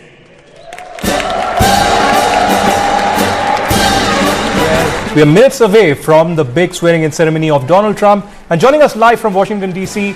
is the Executive Director of the Observer Research Foundation America, Dhruva Jaishankar. Thank you very much, Dhruva, for joining us at a very short notice, but you are witnessing these historic visuals coming in from the Capitol Hill. Your first thoughts, really, and of course, if you would comment on the future of the India-US relations. We have had a continuity, we have had, of course, a bipartisan support as well, but Modi and Trump have had a bonhomie as well, particularly on trade and immigration. How do you think the immediate future negotiation would be like? Well, I think, first of all, we're seeing the, live pictures of the inauguration ceremony happening in the Capitol. Right now, the Vice President-elect J.D. Vance has just been introduced. Trump will follow shortly, and you see a kind of stellar cast of characters there in the background watching in attendance, including from the tech sector, a lot of US CEOs. But increasingly, quite unusually, for the first time really, we have foreign visitors as well, officials from different countries. Largely, a lot of attention on Chinese participation. The Vice President of China, who is ranked 7th in the Politburo Standing Committee, is in attendance. A lot of other elected and opposition politicians from other countries who are ideologically aligned with Trump. So Prime Minister Giorgia Meloni is there. From Italy, Javier Milei, the president of Argentina, but also, of course, the Quad foreign ministers are there as a signal of the strategic importance of these relationships, including India. So I think that is an early indication that the Trump administration is keen on developing a positive relationship with India and will take forward these strategic relations. Now, you alluded to some differences, and I think those differences will come to the fore in the immediate weeks and months, perhaps even days. So we'll have differences over trade and tariffs. Trump believes that India enjoys a large trade deficit, trade surplus with the US. The US has a trade deficit with India, and that he wants to fix that, and he will use tariffs amongst other tools as a negotiating tactic to, in his view, get more equitable terms. A second issue, as you mentioned, is on immigration, both undocumented migrants from India and other countries, and also legal, reforming. This will take longer and be a bit more difficult, but reforming some of the legal architecture around legal migration from India and many other countries to the US. So these issues will have direct implications for India. I anticipate some very tough negotiations in the weeks and months ahead. But on balance, I think the view is one of cooperation. And as you're seeing footage, President-elect Donald Trump has now been introduced, and he will be taking his oath shortly. All right, we are getting visuals of Donald Trump actually entering the Capitol Hill, and a few minutes from now, the official ceremony would be beginning. But Dhruva, if I can quickly come to you, two other points that India would be closely looking at is, of course, the continuity in Quad. We had this, photograph coming in immediately from the Capitol Hill with the Indian Foreign Minister, with his counterparts from Australia, Penny Wong, and Japan as well. How do you see this continuity in Quad? What new things could we expect in a year where New Delhi is going to host the Quad Summit? And of course, quickly on Elon Musk as well. When do we see him in New Delhi? I don't have immediate answers, particularly to the second one. What I think is interesting is that the nominee for Secretary of State, Marco Rubio, has made the Quad his first order of business. So he's expected to have a meeting tomorrow, Tuesday, with the first, really his first official engagement, and he's expected to be confirmed as Secretary of State later today. Will be with the Quad. And so I think it shows really a high priority that they're placing on the Quad. Now, what issues the Quad will focus on under Trump remains to be seen. I expect there'll be some continuity with what Biden has done, but many areas of disruptions, perhaps a more explicit maritime focus, perhaps some issues like clean energy will go lower down the agenda if they're on the agenda at all. So I think the first meeting will really be to see what areas of commonality and interest will emerge within the Quad. On Elon Musk, he actually hosted a delegation of Indian businesses, Indian CEOs just a few days ago. Yeah. And so I think that indicates to him a high degree of interest in engaging with India and looking for business opportunities in India.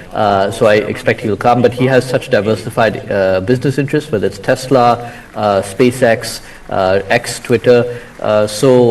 Which areas he sees the most interest? Obviously, from India's point of view, part of Make in India is to focus on manufacturing. So I think that's where India will want to see a lot. But I expect the next 1 to 2 years will be a very promising time for US-India space cooperation in general. And so SpaceX will be at the forefront of that. All right, SpaceX would be at the forefront of that. And of course, that Indian delegation led by Manoj Ladva meeting Elon Musk just a few days ago. And now we are just moments away from that historic inauguration of Donald Trump as the 47th President of the United States. Thank you very much, Dhruva Jaishankar, for joining us live at this very important, swearing-in ceremony that is taking place in Capitol Hill. But Sandeep, over to you. What do we witness now over the next couple of hours is not just the swearing-in ceremony. Yes. This is perhaps symbolism.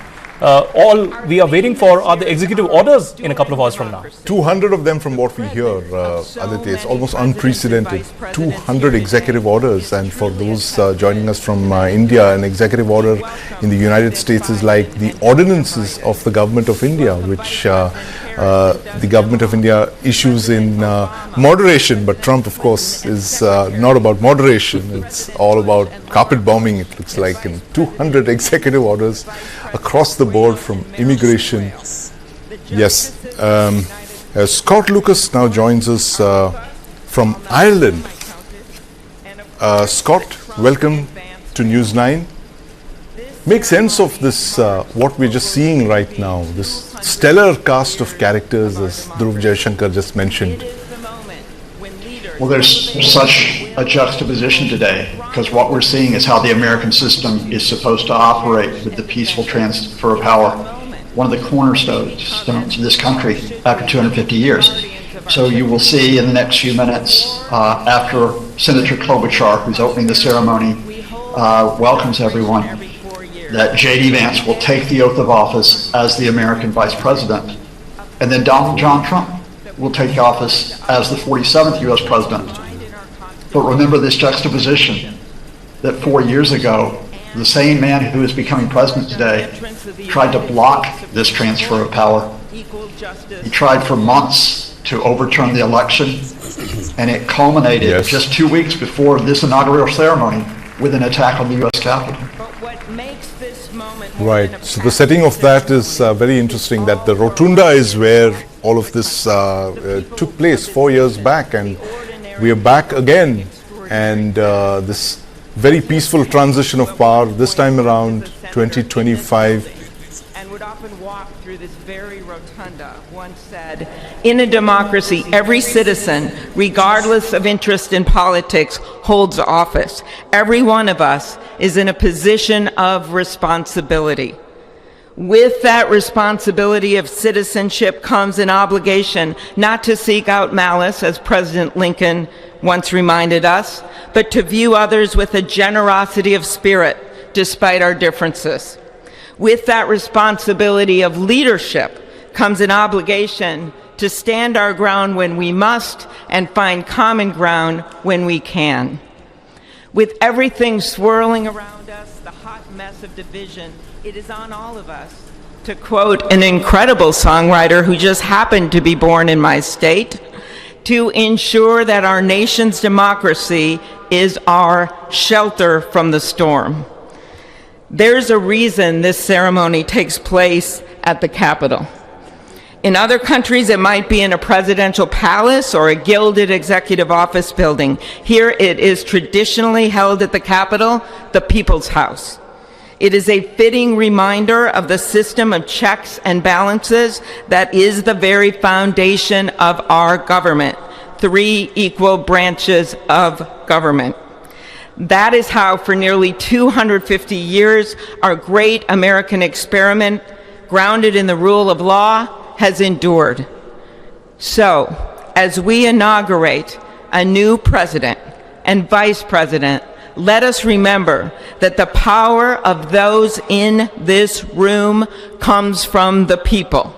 The construction workers who build our country, the teachers and healthcare workers who nurture us, the troops defending our freedoms, and yes, the firefighters in Los Angeles putting themselves on the line for us.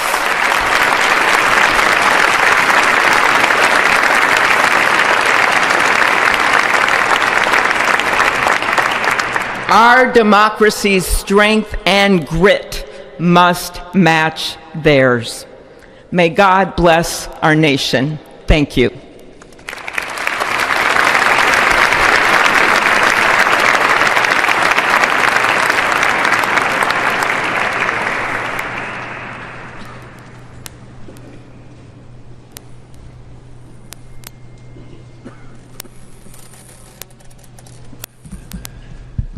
Good afternoon. Endurance Congressional Committee on Inaugural Ceremonies speaking. In fact, quite an irony that at the beginning of the Trump inauguration, it's a Democrat, a senator from Minnesota, speaking, but giving a very poignant and important speech out there. The official ceremony has begun. Let's dip in live yet again. America could withstand all the twists and turns of time. They wrote it to guide us and to preserve forever our right of life, liberty, and the pursuit of happiness. But as much as the truths and principles enshrined in our Constitution remain the same, our democracy promises the American people the power to change, to chart their own destiny. That's the beauty. That is the importance of democracy. It allows the endurance, the permanence of a nation through change. It allows nations like our United States both to avoid the obstacles and to seize the opportunities God has placed before us, all while staying true to our founding principles. Today is our country's 60th inauguration ceremony. Like all the others before it, it is a celebration of our right to set our uniquely American course. The past several years have been trying at times for many, many Americans, and also for the nations of the free world that we humbly strive to lead.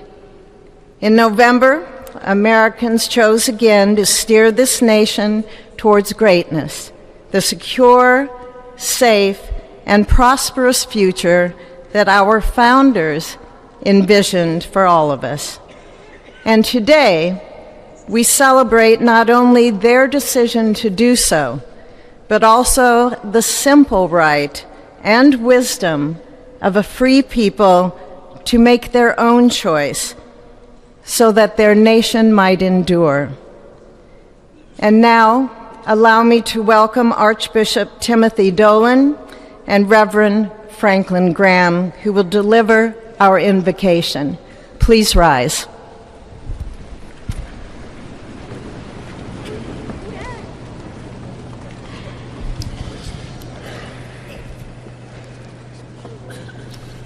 Be still and know that I am God, supreme among the nations, supreme on the earth. Let us pray.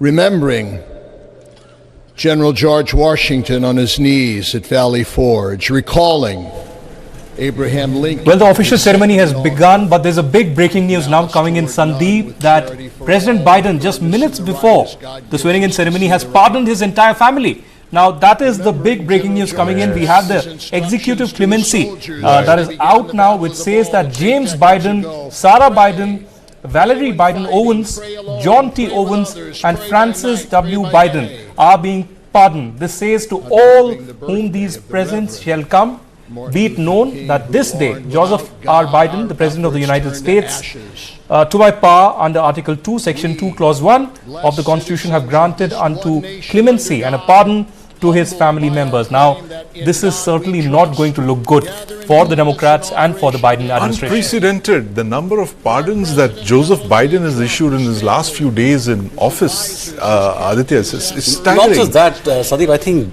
the fact that he first, gave pardon to his own son, Hunter Biden. Yes. And now to the entire family. Yes. I mean, doesn't mean that he's expecting some sort of a vendetta retribution from the Trump administration. Is there more to it? One doesn't know. Right. But this is highly unusual. I don't think there is any precedence of any former or any US president giving clemency to the entire family. To an entire family, and of course Anthony Fauci as well has got a presidential pardon in advance. It's bizarre, the kind of pardons again that's being issued. It just tells you about the state of American politics right Absolutely. now. I think that's really what it is telling you, that it's become a vindictive politics now. Adversarial politics, vendetta. Red is red and blue is blue, and never twain shall meet. But wisdom from heavens that she may be with him, that he may know your designs. Please, God, bless America. Please, mend her every flaw. You are the God in whom we trust, who lives and reigns forever and ever. Amen. Well, President Trump has said that he's going to visit California on Friday The last 4 years, to survey the there are damage times I'm sure you thought it was pretty caused by dark. the devastating wildfires that have But killed look what 27 God has people. done. It's first order of business Praise this week. him and give him glory.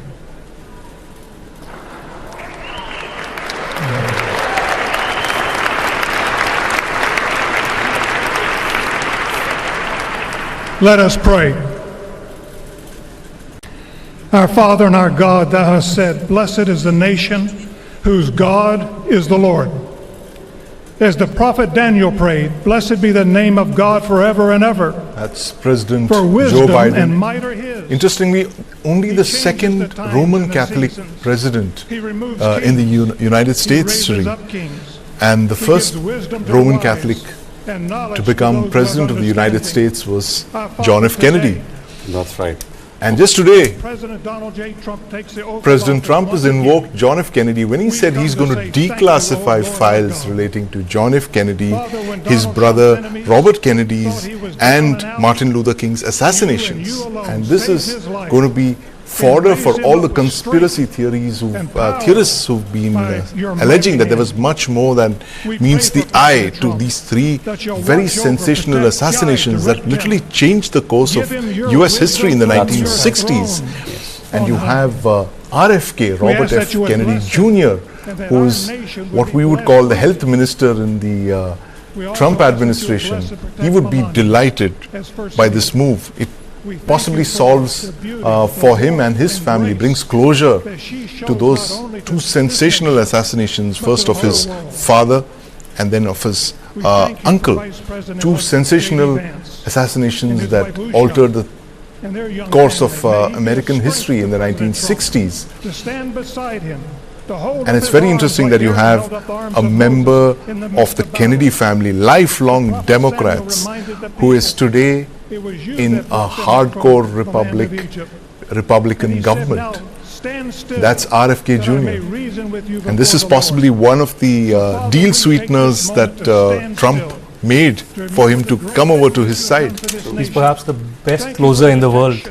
The best kind of closings have been done by Donald Trump. But, you know, on a lighter note, Republicans and supporters of Trump would be waiting for Biden leaks as well. The kind of papers that would come out of the White House now of the last 4 years and what happened under Joe Biden is clearly to be seen, especially regarding Hunter Biden and his interests all across the globe. So clemency or no clemency, there's a lot of dirt one can expect on the Biden family set to come out, indeed. And I was reading this, Sri Aditya, the fact that how the outgoing Clinton administration staffers sabotaged all the keyboards in the White House by taking out the letter W in all of those keyboards so that the incoming George W. Bush administration staffers would have, you know, a tough time.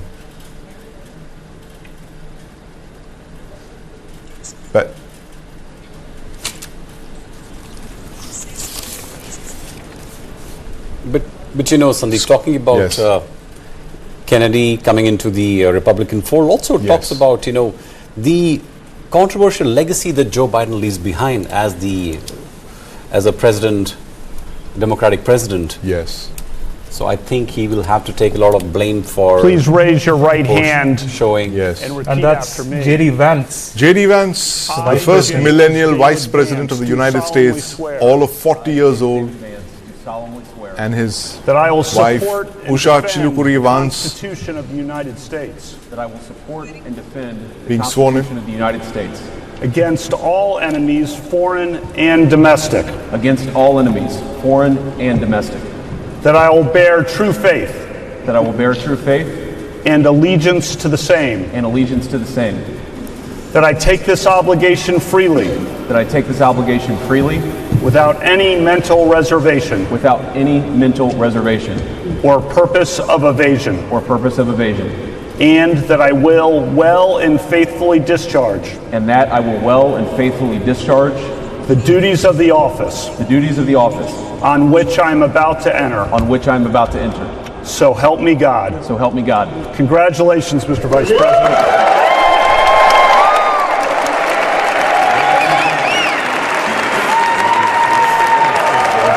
Completing his oath of office. Usha Vance. And that was a completely love-struck Usha Vance that looked on as her husband became a young Vice President of the United States of America. So Kamala Harris,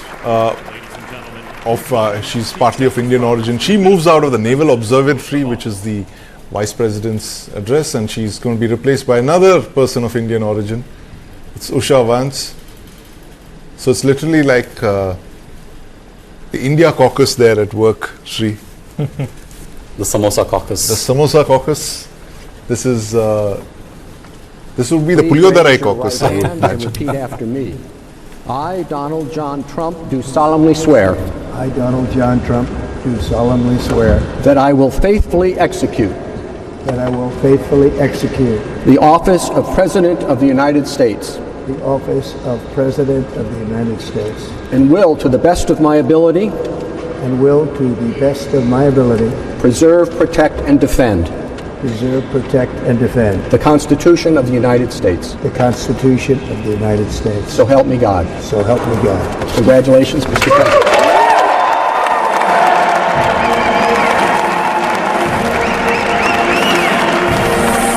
President Donald Trump, 47th President of the United States, and you have the gun salute. Boom, boom. Let's shake the room.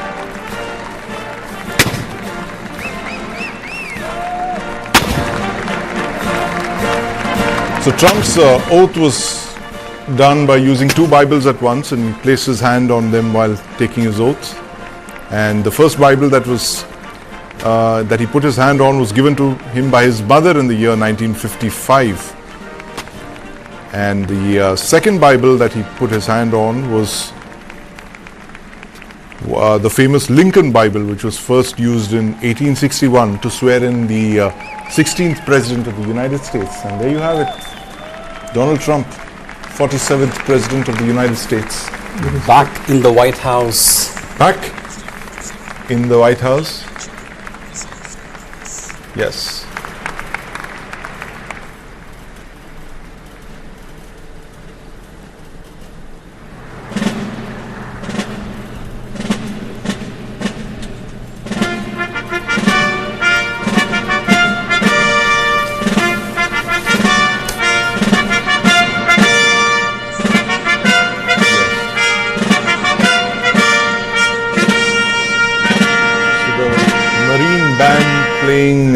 Hail to the Chief after the 21 gun salute.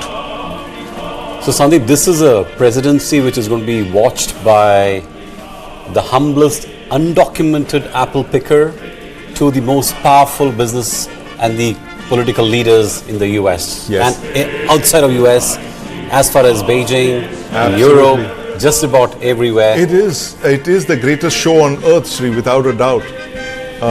There is no event as significant as this. Absolutely.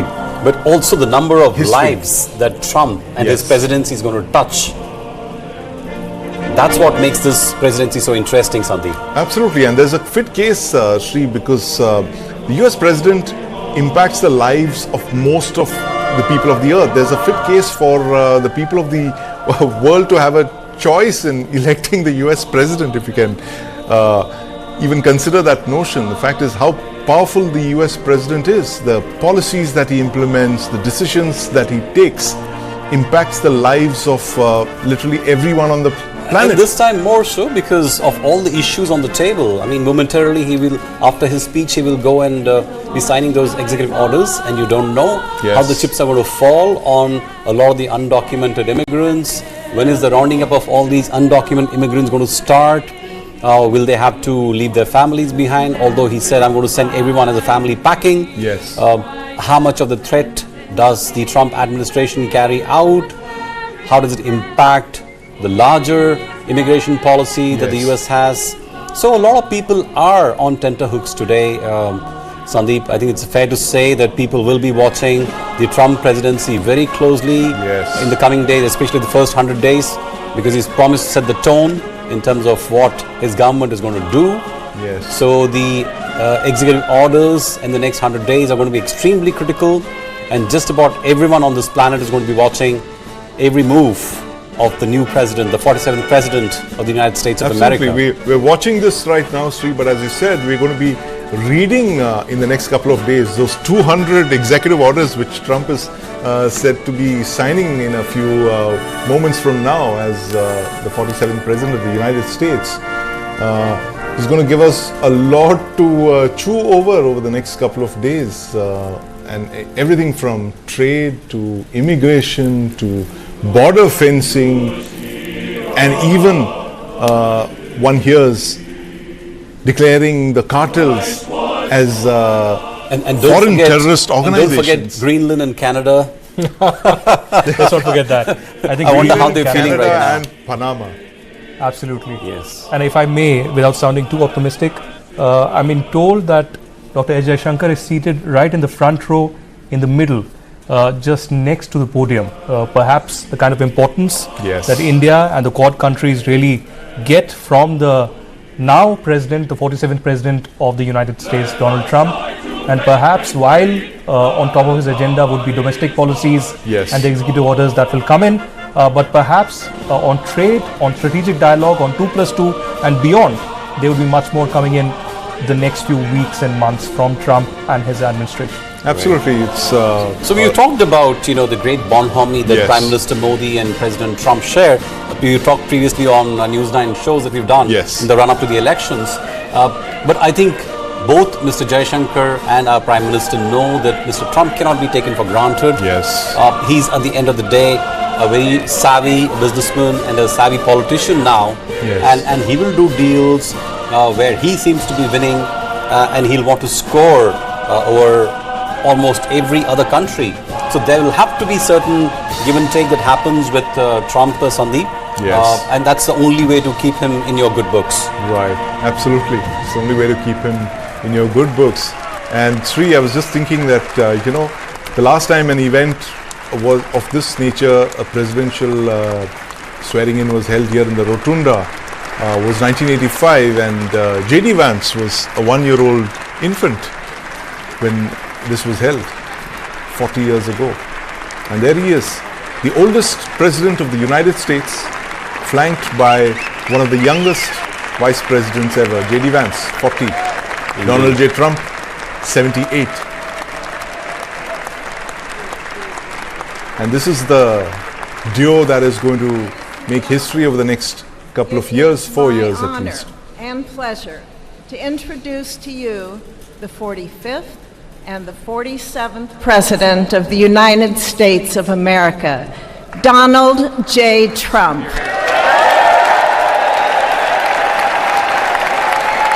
Trump's inaugural address now, what we've been waiting for several months.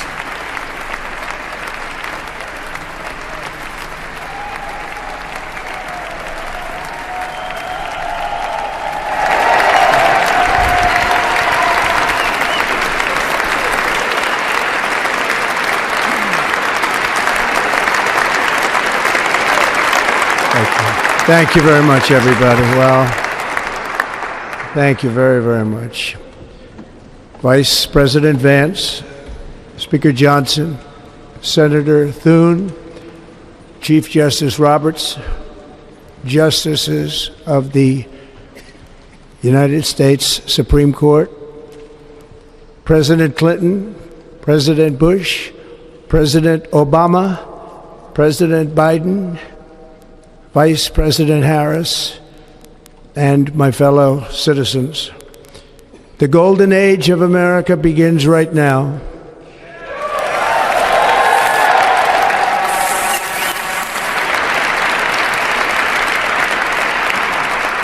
From this day forward, our country will flourish and be respected again all over the world.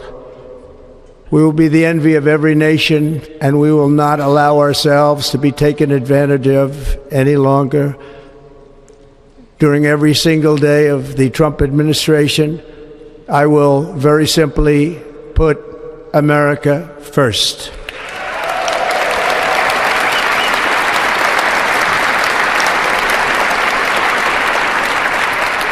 Our sovereignty will be reclaimed.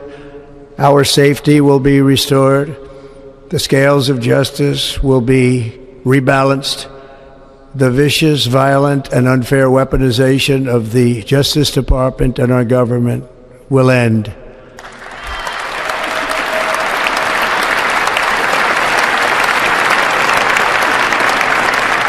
And our top priority will be to create a nation that is proud, prosperous, and free.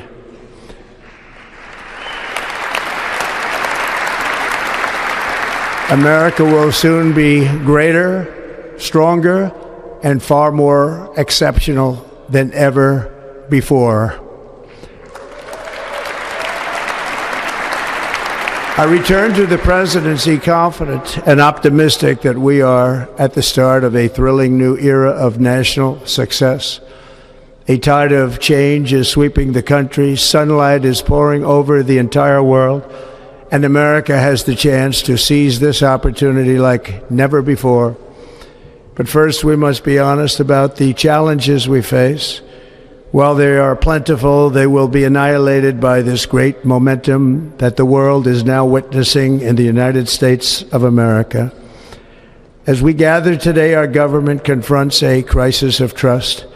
For many years, a radical and corrupt establishment has extracted power and wealth from our citizens while the pillars of our society lay broken and seemingly in complete disrepair.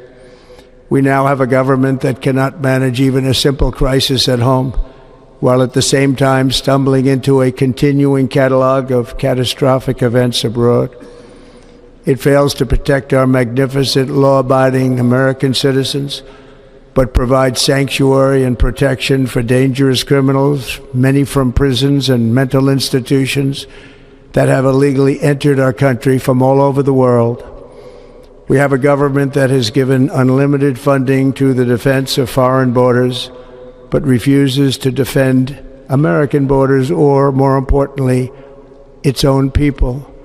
Our country can no longer deliver basic services in times of emergency, as recently shown by the wonderful people of North Carolina, been treated so badly.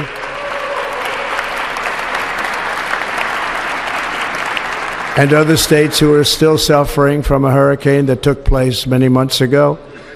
Or more recently, Los Angeles, where we're watching fires still tragically burn. From weeks ago, without even a token of defense, they're raging through the houses and communities, even affecting some of the wealthiest and most powerful individuals in our country, some of whom are sitting here right now. They don't have a home any longer. That's interesting. But we can't let this happen. Everyone is unable to do anything about it. That's going to change. We have a public health system that does not deliver in times of disaster, yet more money is spent on it than any country anywhere in the world. And we have an education system that teaches our children to be ashamed of themselves in many cases, to hate our country despite the love that we try so desperately to provide to them. All of this will change starting today, and it will change very quickly.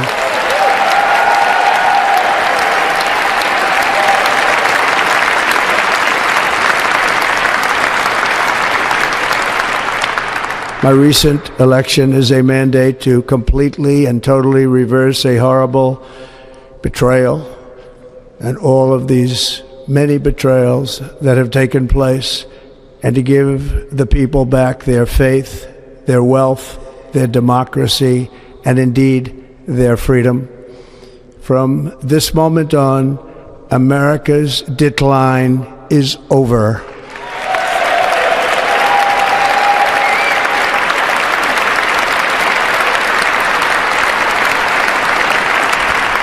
Our liberties and our nation's glorious destiny will no longer be denied, and we will immediately restore the integrity, competency, and loyalty of America's government. Over the past 8 years, I have been tested and challenged more than any president in our 250-year history, and I've learned a lot along the way. The journey to reclaim our republic has not been an easy one, that I can tell you. Those who wish to stop our cause have tried to take my freedom and indeed to take my life. Just a few months ago in a beautiful Pennsylvania field, an assassin's bullet ripped through my ear.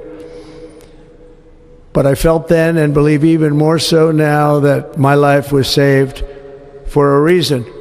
I was saved by God to make America great again.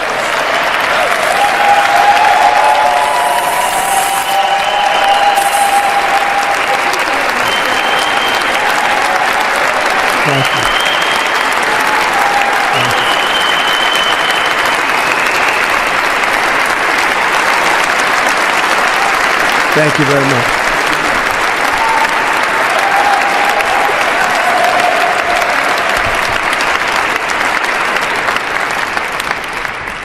That is why each day under our administration of American patriots, we will be working to meet every crisis with dignity and power and strength. We will move with purpose and speed to bring back hope, prosperity, safety, and peace for citizens of every race, religion, color, and creed. For American citizens, January 20th, 2025 is Liberation Day.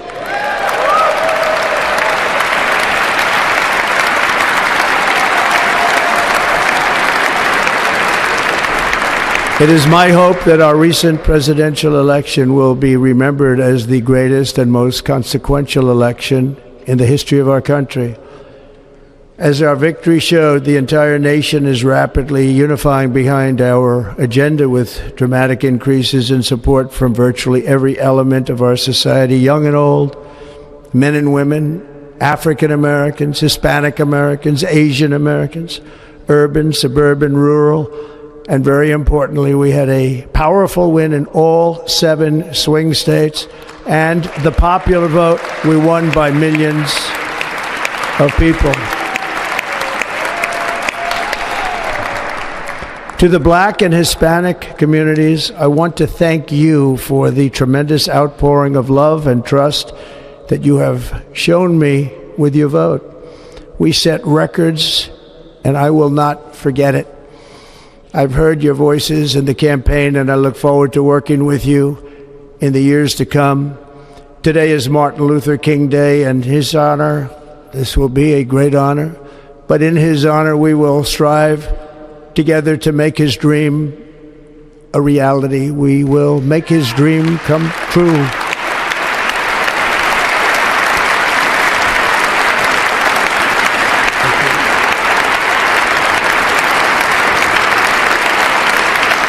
Thank you. Thank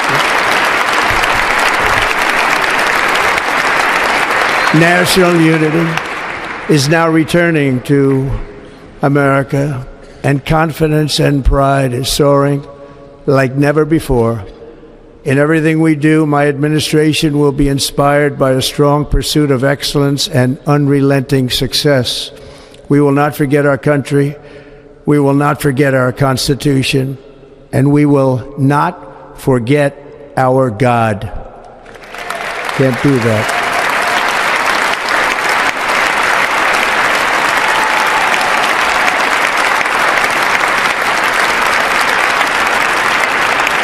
Today I will sign a series of historic executive orders.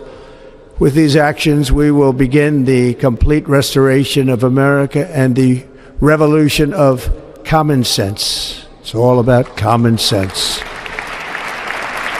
First, I will declare a national emergency at our southern border.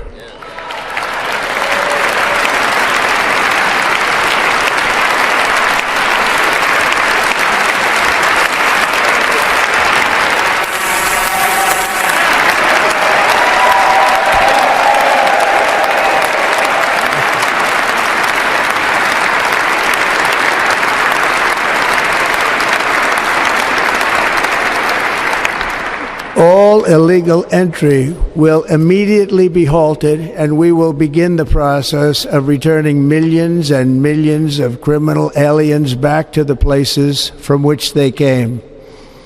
We will reinstate my Remain in Mexico policy.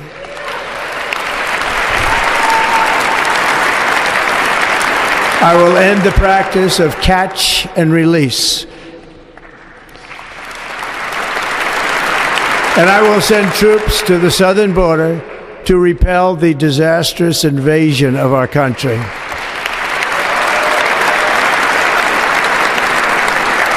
Under the orders I signed today, we will also be designating the cartels as foreign terrorist organizations.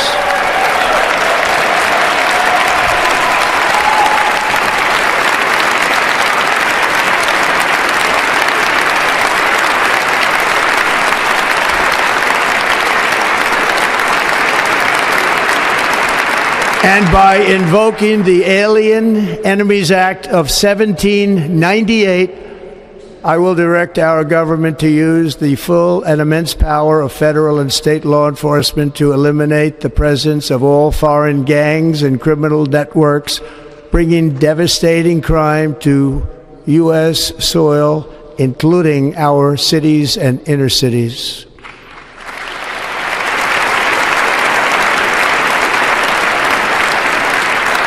As Commander-in-Chief, I have no higher responsibility than to defend our country from threats and invasions, and that is exactly what I am going to do. We will do it at a level that nobody's ever seen before.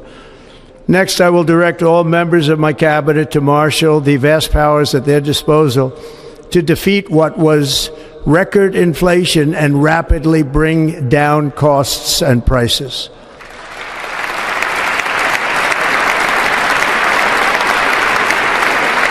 The inflation crisis was caused by massive overspending and escalating energy prices, and that is why today I will also declare a national energy emergency. We will drill, baby, drill.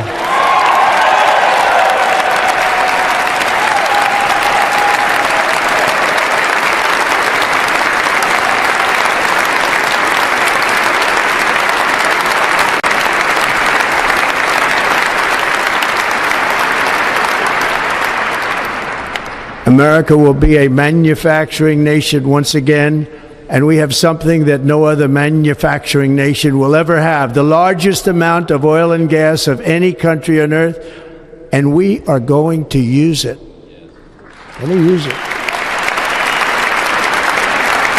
We will bring prices down, fill our strategic reserves up again, right to the top, and export American energy all over the world. We will be a rich nation again, and it is that liquid gold under our feet that will help to do it. With my actions today, we will end the Green New Deal, and we will revoke the electric vehicle mandate, saving our auto industry and keeping my sacred pledge to our great American auto workers.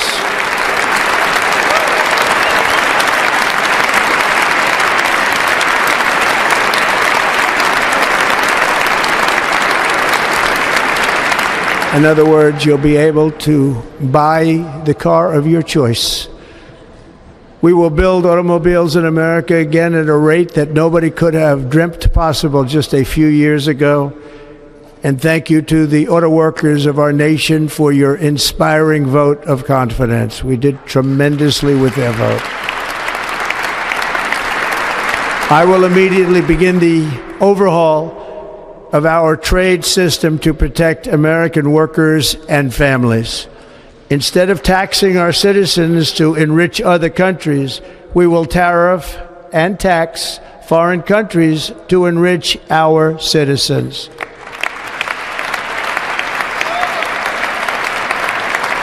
For this purpose, we are establishing the External Revenue Service to collect all tariffs, duties, and revenues. It will be massive amounts of money pouring into our treasury. coming from foreign sources. The American dream will soon be back and thriving like never before to restore competence and effectiveness to our federal government. My administration will establish the brand new Department of Government Efficiency.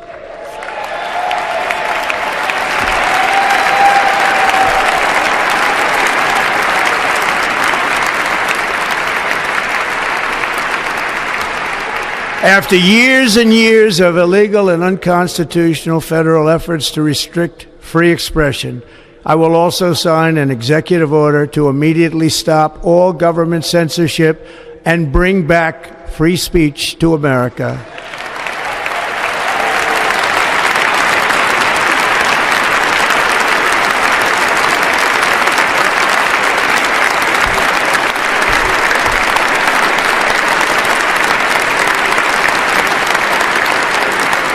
Never again will the immense power of the state be weaponized to persecute political opponents.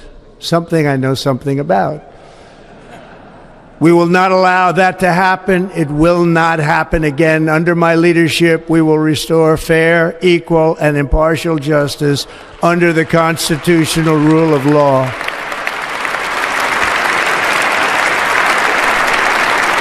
And we are going to bring law and order back to our cities.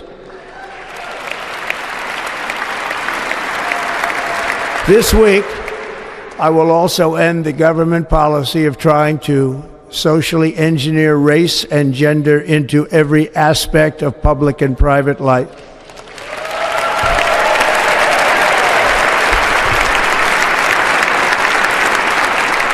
We will forge a society that is colorblind and merit-based.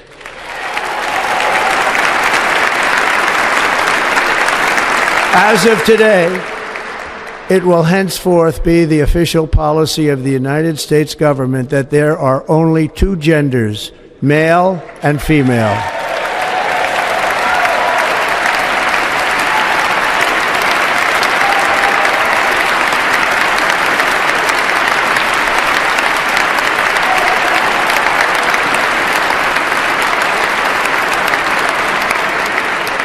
This week, I will reinstate any service members who were unjustly expelled from our military for objecting to the COVID vaccine mandate with full back pay.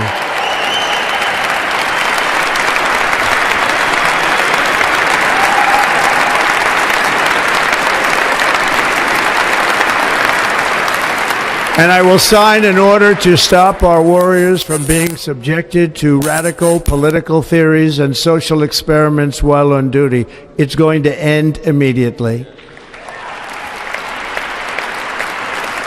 Our armed forces will be freed to focus on their sole mission, defeating America's enemies.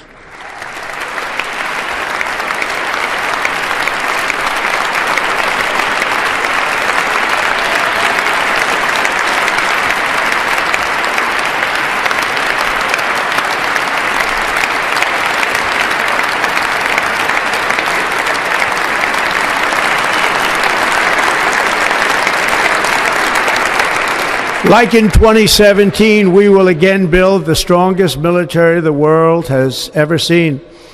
We will measure our success not only by the battles we win, but also by the wars that we end, and perhaps most importantly, the wars we never get into.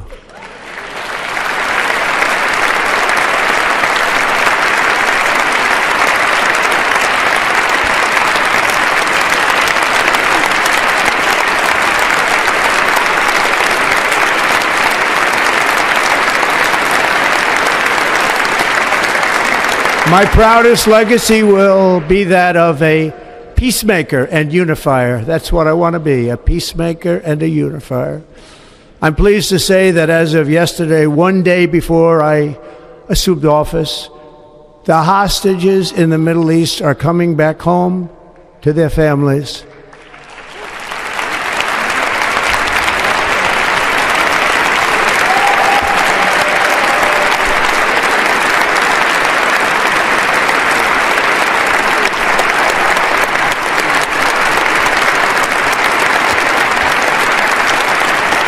Thank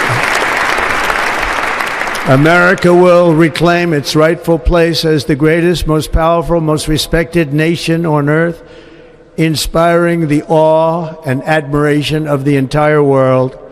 A short time from now, we are going to be changing the name of the Gulf of Mexico to the Gulf of America, and we will restore the name of a great president, William McKinley, to Mount McKinley, where it should be and where it belongs.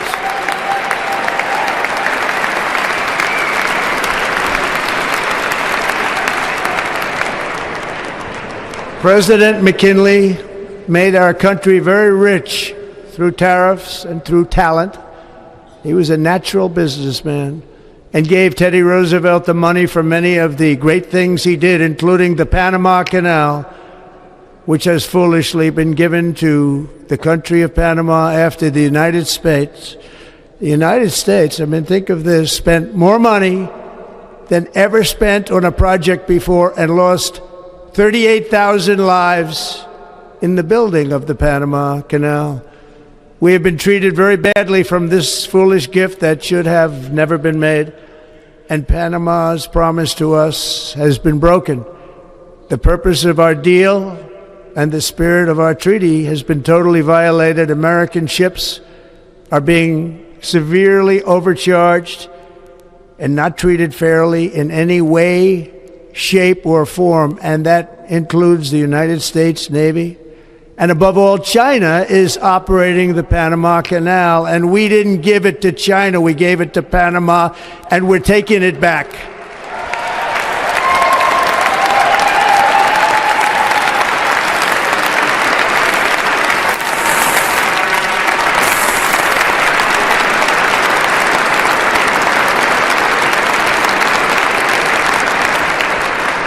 Above all, my message to Americans today is that it is time for us to once again act with courage, vigor, and the vitality of history's greatest civilization. So as we liberate our nation, we will lead it to new heights of victory and success. We will not be deterred. Together we will end the chronic disease epidemic and keep our children safe, healthy, and disease-free. The United States will once again consider itself a growing nation, one that increases our wealth, expands our territory, builds our cities, raises our expectations, and carries our flag into new and beautiful horizons. And we will pursue our manifest destiny into the stars, launching American astronauts to plant the stars and stripes on the planet Mars.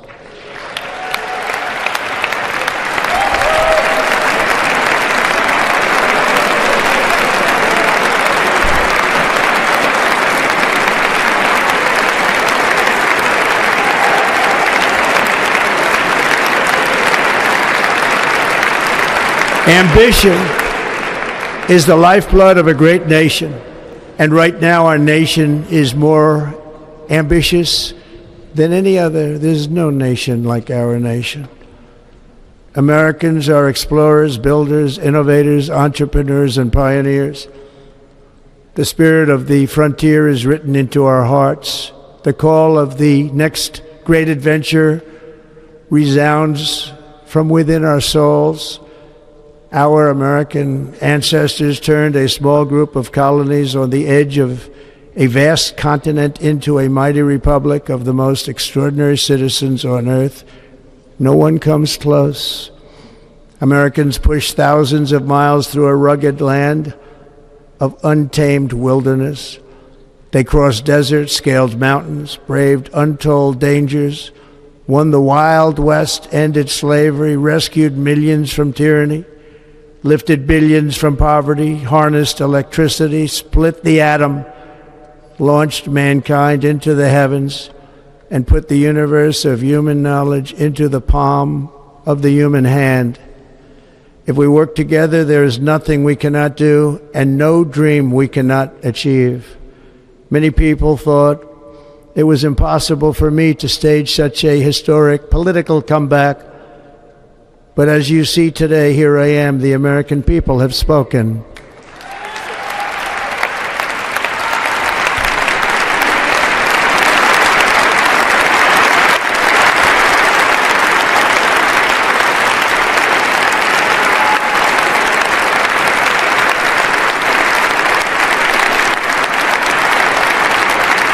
I stand before you now as proof that you should never believe that something is impossible to do. In America, the impossible is what we do best.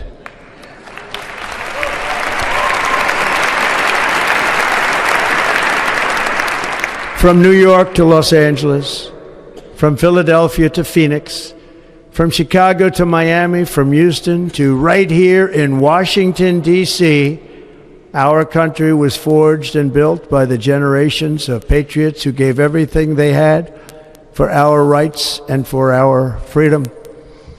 They were farmers and soldiers, cowboys and factory workers, steel workers and coal miners, police officers and pioneers who pushed onward, marched forward, and let no obstacle defeat their spirit or their pride.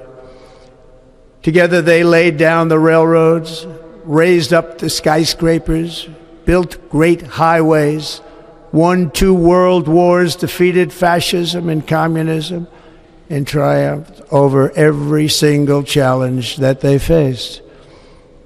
After all we have been through together, we stand on the verge of the 4 greatest years in American history. With your help, we will restore America, promise, and we will rebuild the nation that we love, and we love it so much. We are one people, one family, and one glorious nation under God. So to every parent who dreams for their child, and every child who dreams for their future, I am with you, I will fight for you, and I will win for you. We are going to win like never before.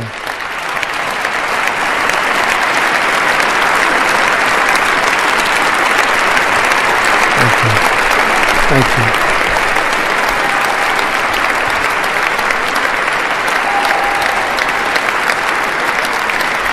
Thank you. Thank you. In recent years, our nation has suffered greatly, but we are going to bring it back and make it great again, greater than ever before. We will be a nation like no other, full of compassion, courage, and exceptionalism. Our power will stop all wars and bring a new spirit of unity to a world that has been angry, violent, and totally unpredictable. America will be respected again and admired again, including by people of religion, faith, and goodwill.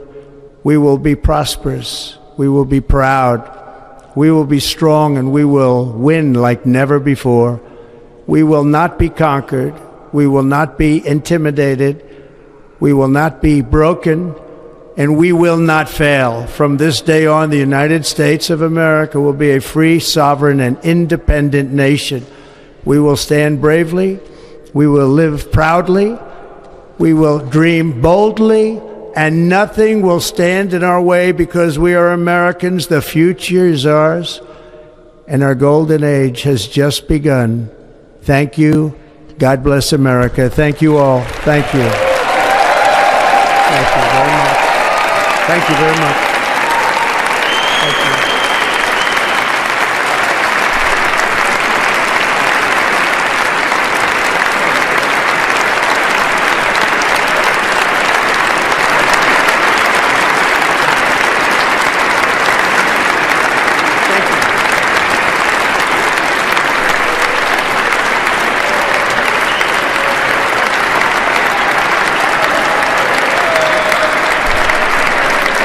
Ladies and gentlemen, performing America the Beautiful, please welcome the Armed Forces Chorus and Carrie Underwood.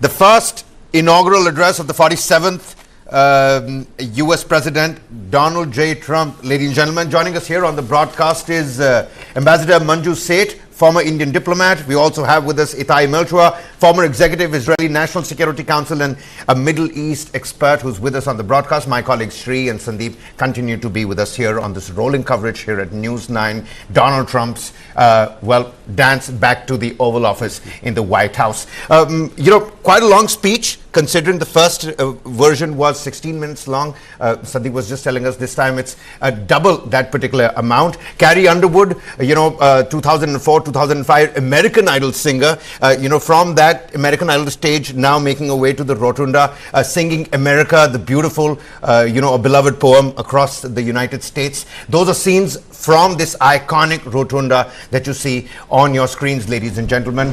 United States' 47th President Donald Trump was sworn in just moments before his inaugural speech, and in that speech, several things that the president spoke about. But let's quickly dip in to Carrie Underwood's performance as well.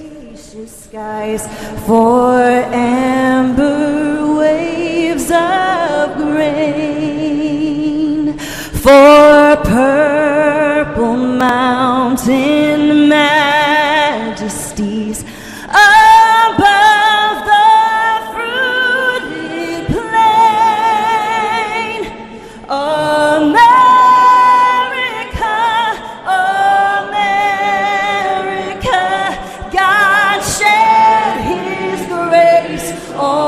thee, and crown thy good with brotherhood from sea to shining sea.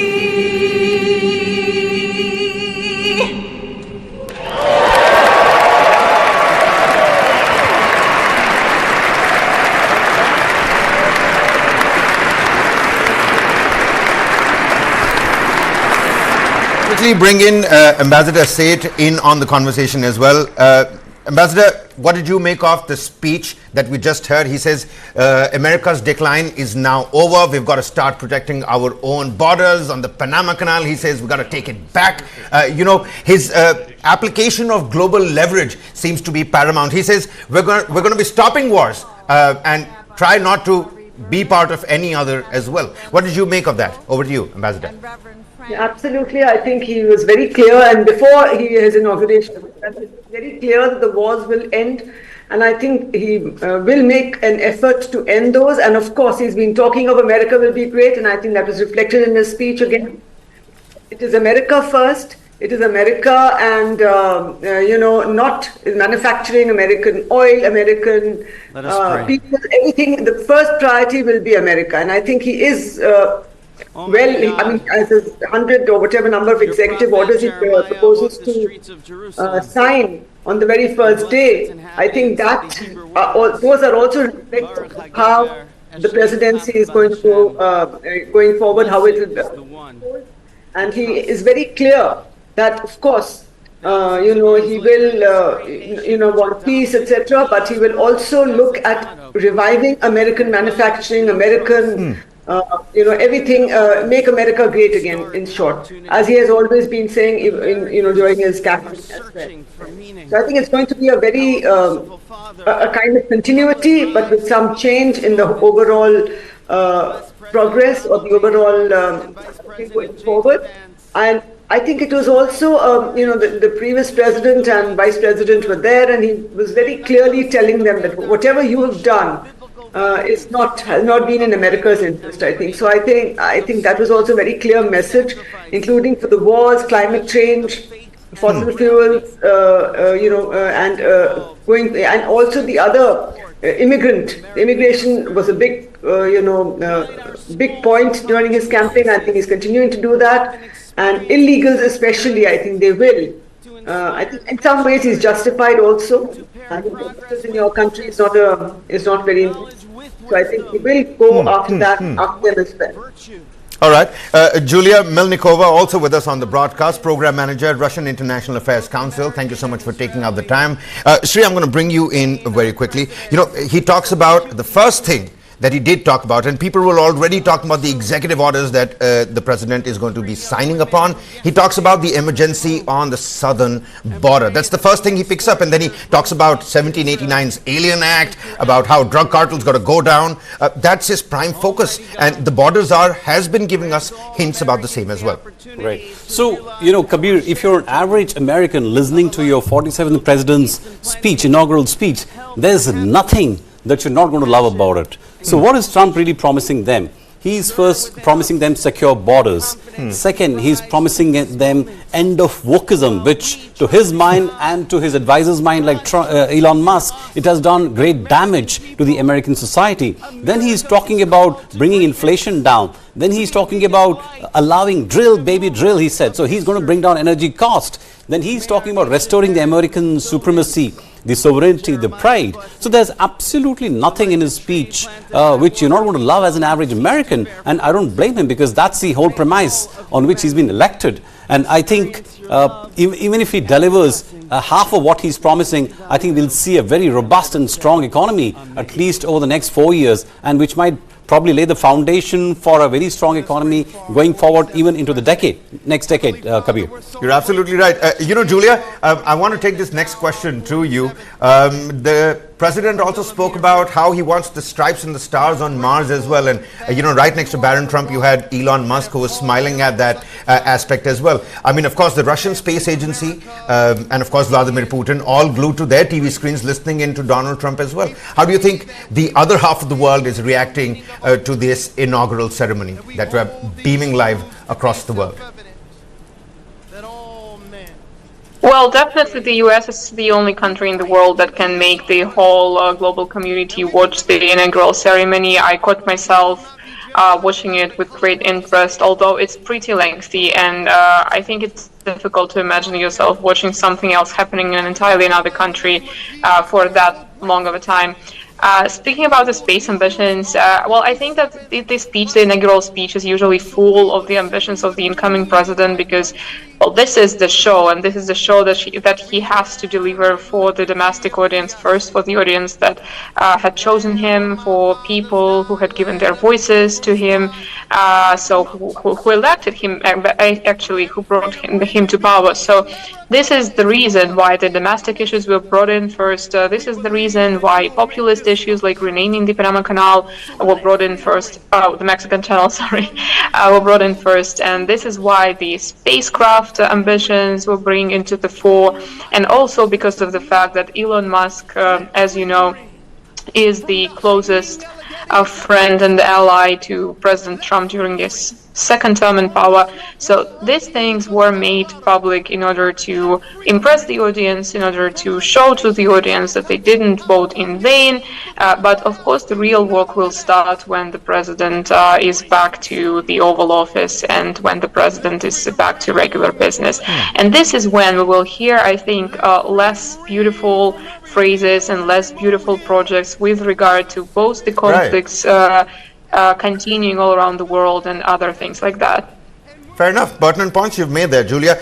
Just to tell the viewers, what's happening on screen is that this is an interfaith ceremony, Donald Trump's inaugural ceremony, and you've got Rabbi Ari Berman, you've got Imam Hashim Al-Hussein, Sewell, and Reverend Father Frank Mann. That's what's happening on air. We're going to have to slip into a very quick commercial breather. You won't even know we're gone. Ambassador Julia Itai, many thanks for patiently waiting with us. We're going to be back in just a second. This is the rolling coverage of Donald Trump's inaugural ceremony. Don't go anywhere.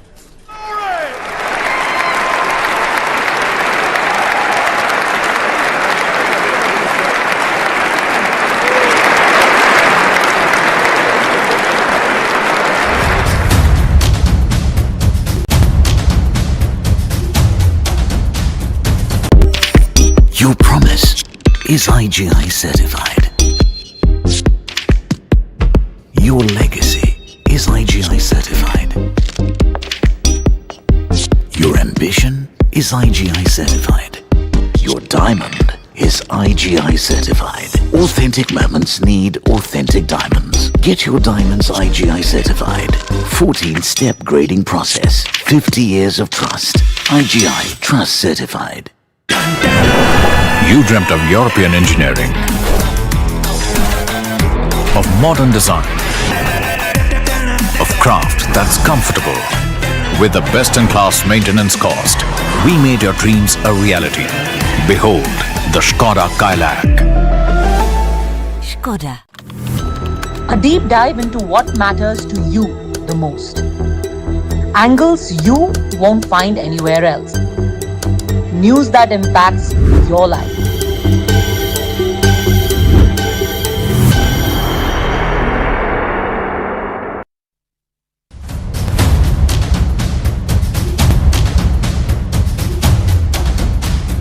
Sincere understanding for those whom they represent. May they be beacons of hope in times Rolling coverage of Donald Trump's inaugural ceremony. Just a short while ago, U.S. Supreme Court Chief of Justice John Roberts administered the oath to the 47th President, Donald J. Trump. Right now, the benediction that's being read out, this is an interfaith one, but with me on the broadcast is Ambassador Manju Seth, Julia Melnikova, Itai Melchwa is with us on the broadcast as well, my colleagues Sandeep and Sri also with me here in the studio. We were just listening in to the first speech by the 47th US President. Itai, I'm going to come to you next. We've just looked at that ceasefire that took place in Gaza as well, about 3 to 3.5 hour delay in that ceasefire as well, but the first hostages, how the families were, that joyous moment, jubilation in the Gaza Strip as well. And Donald Trump goes on to say, I'm going to be a peacemaker. We're going to be a unifier. We're going to be stopping wars, not starting new ones. Recognizing that together we can overcome any adversity. Grant us the strength to endure. Itai, are you with us? That question was for you. Yes, I'm sorry, I didn't see there was a question here. I had actually prepared a checklist for the speech, and I have to say that everything that was on the list was said, besides two things, and a few extra things made it in, like the Mars issue, the crime and declaring the gangs to become hostile organizations, and those are things that, and the free speech issue. All the other issues were there. What I didn't find, one, was any reference to the healthcare program, but even more than that, to international affairs. The only thing mentioned was the hostages being released, and he mentioned enemies who will be deterred and wars that will not be fought, but there was no reference to any specific war, any conflict, and there are many of them happening in the world currently. We know he's going to deal with that. I think that his speech was mainly for American ears. Remember that in the end, he, despite being elected with a big majority, one of the bigger majorities of recent elections, there is a lot of many people in the US who are afraid from his upcoming term. He's declaring war on many things which are dear to many Americans: DEI, environment, immigration, and many people are afraid, and I think he was trying to appease mainly the local Americans, not really delving into international affairs. Another pertinent point is, Sandeep, I'm going to take this next question to you. Of course, do you concur with what Itai was here talking about? Because behind those braggadocio statements, of boastfulness and arrogance, is there uncertainty that, people are now fearful of talking about now that, Donald Trump has been sworn in as the 47th president? Of course, immigration, the green agenda that he wants to completely roll back. The uncertainty, is it being masked by this, this arrogance of Donald Trump that we see on air? There was absolutely no uncertainty, Kabir. I think it's with Donald Trump, what was the war on the drug cartels, which he's declared as a enemy organization, a foreign terrorist organization. And this just reminds me of that Tom Clancy novel called Clear and Present Danger, in which the United States military does war on the Colombian drug cartels, and 3 decades later you have, life imitating art. So that's Donald Trump for you. What you see is what you get. But the essential character of his speech is exactly what he's been saying for so many months. No surprises whatsoever. Writers, all these are agenda points that have been discussed for several months. So there's been no radical right from this morning. We've been seeing all of these pronouncements, all these executive decisions floating around on Truth Social, and they're being discussed on X as well. So nothing that Trump said today is any surprise. I mean, they would have probably been surprising some months ago, if possibly at the start of his campaign. But now we've kind of know what to expect from Donald Trump. It's been several months now, and this is exactly what he's planned to do all along. And I think the big thing that you mentioned as well, Kabir, is the fact that a lot of these agenda points are Elon Musk's as well. So it's a meeting of minds. It's a meeting of Elon Musk and it's a meeting of Donald Trump, and that's what you see here on full display. But I can't help wonder what one particular man must be making of Donald Trump's speech, especially when he talks about not getting into wars that are none of United States business. So since we have Julia with us, Julia, what do you think is going through the mind of Ukraine President right now, Volodymyr Zelensky? What do you think he's making of this speech today?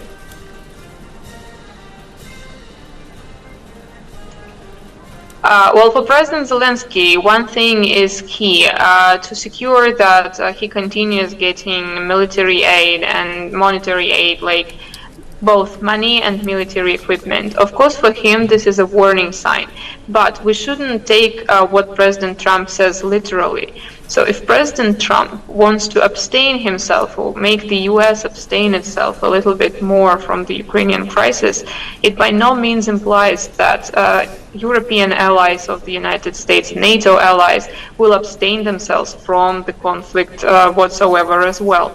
So for President Trump, the key idea of resolving the conflict, or at least making himself sound as a peacemaker, would be to delegate the Ukrainian crisis to his European allies, because it will both solve the European allies' problem that they are not that particularly contributing, as he used to say during his first speech, to their common idea of the rules-based order.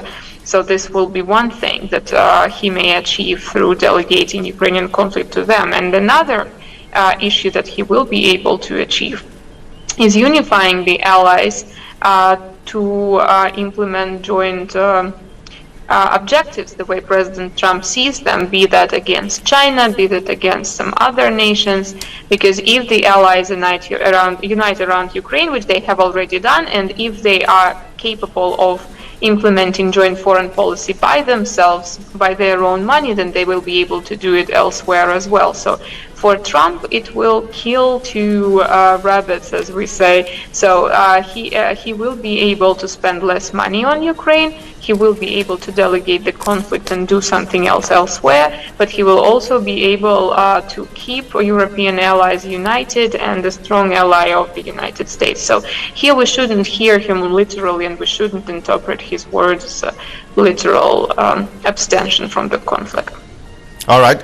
Julia spoke about the allies, and I think we've also joined by Pramit Pal Chaudhary, Foreign Affairs Analyst, Eurasia Group, joining us live from New Delhi. A very warm welcome to you, Pramit. What about the allies that Julia just spoke about? I mean, we were just discussing what might be going through the mind of, Volodymyr Zelensky. But what about all the other NATO members as well? Donald Trump using this transactional trade as bargaining chips to get his way on the negotiation table? In this speech, that despite reports that he might do so, was that he actually didn't announce any tariffs. He spoke in praise of tariffs. He spoke of the need to, that he plans to use them, and we're pretty certain he will. But he didn't actually announce any, despite reports that he had actually gone through the legal process of drafting such actions. So very clearly, he's now planning to use this as leverage. He's going to go off.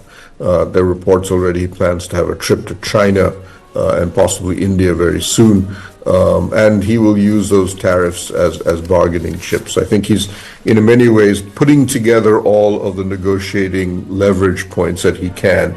For China, you can see he's got TikTok in his mind, he's got the tariffs and so on, and putting those together. Europe doesn't really come into this picture. He's probably been pointed out that legally he can't actually do that much in Europe anyway, and they don't run as massive a trade deficit with the United States as China does. We'll see how he thinks about India. But I was striking the tariffs were not actually imposed, just mentioned, praised, but that's nothing new with Trump. The only country I think that should be genuinely nervous is Panama, because he has actually put that in his inaugural address, that he thinks the Panama Canal should be taken back, if you wish. And by citing a national threat in the form of Chinese control and usage, he can, it seems, and I'd have to check this to be fair, the Panama Canal Treaty does have a national security clause. It has been until now, it's been assumed the Panama Canal, like his claims on talk about Greenland and Canada, was really just rhetoric. But it seems he's taking that quite seriously since he's put it in his inaugural address. So it's going to be interesting to see how that unfolds. Yeah, you're absolutely right. Also with us on the broadcast is Jeff Ballabon, Senior Counsel for International and Government Affairs, American Center for Law and Justice, joining us live from Jerusalem. Very warm welcome to you. And Matthew Law also with us, CEO, Corvus Communications, live from Washington, D.C. Jeff, I'm going to come to you very quickly. Picking up from where Pramit left us. The Gulf of Mexico, his application of global leverage as well. He spoke about Gulf of Mexico is going to be named Gulf of America. He's going to take Panama back.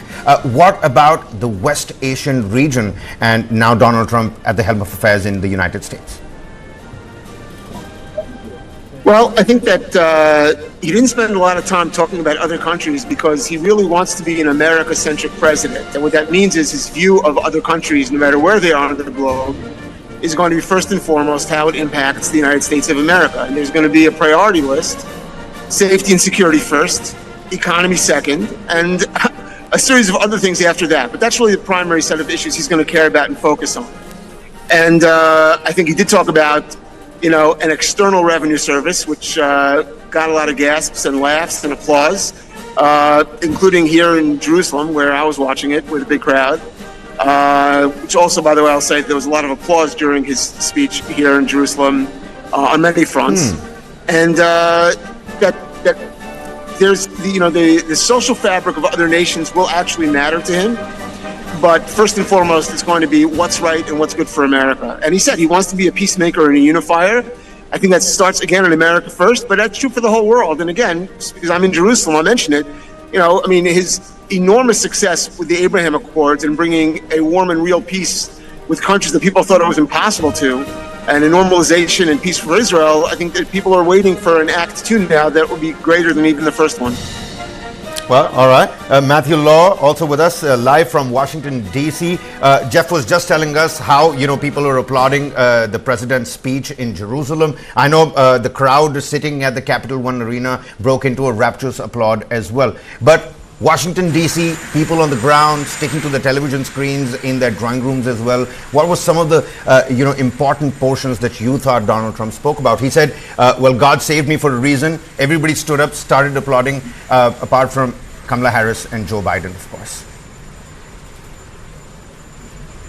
Speech, a little bit more modest in tone, oddly, than his first one that he did 8 years ago. But it was a really interesting speech, very America first president.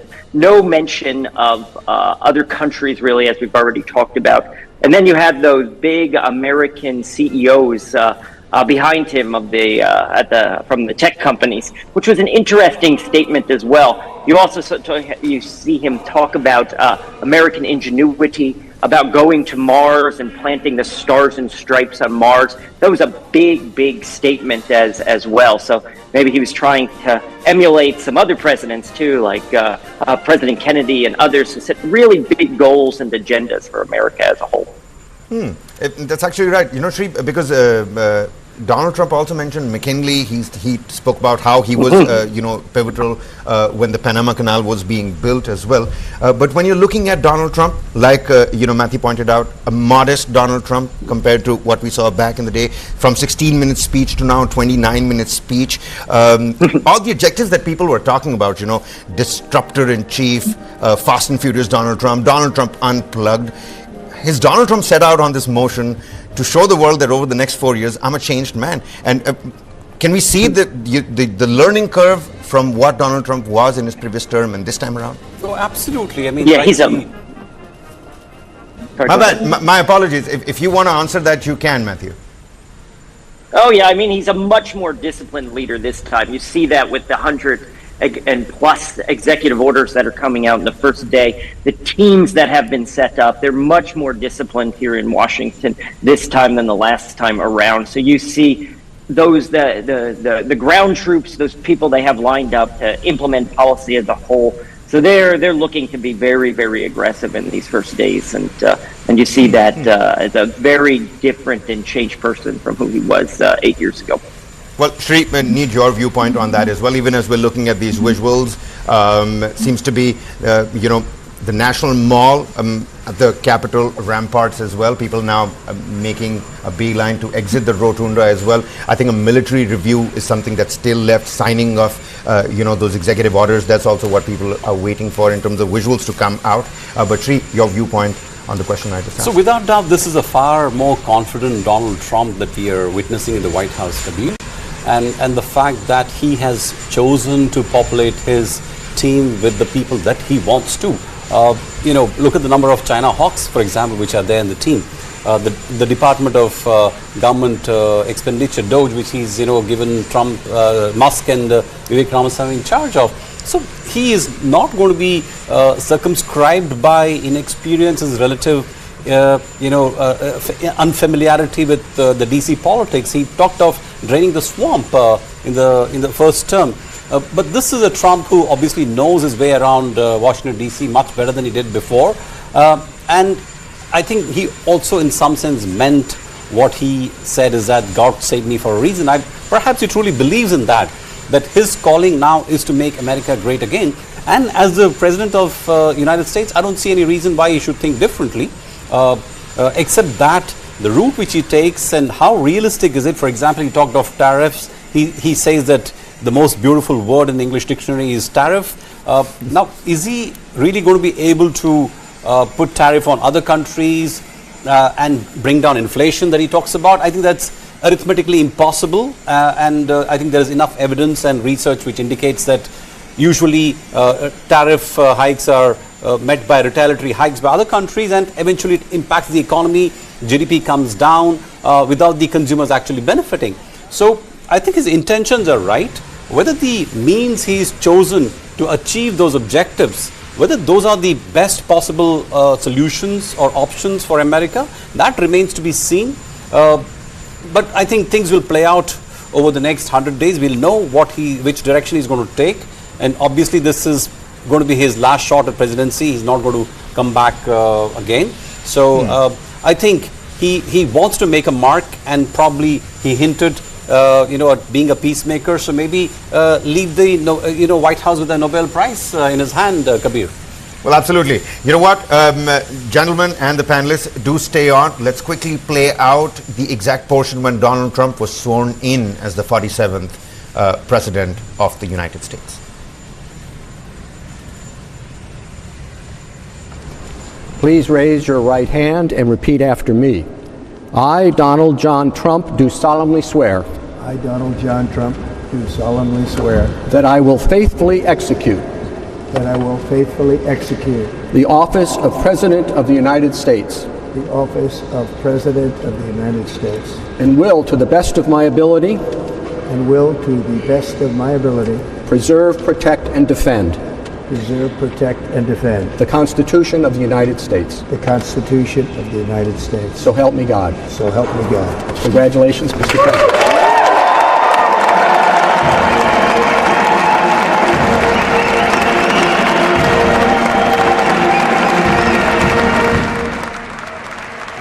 But Pramit, help the viewers understand what Donald Trump essentially means when he says there are going to be only two genders that we're going to talk about, male, female. There's a proper LGBTQ crackdown that we're looking at. Now, of course, all those vegan cafes are not going to like this, but the majority of the population, I mean, they'll do with a cream cheese bagel with egg as well. But what does this essentially mean?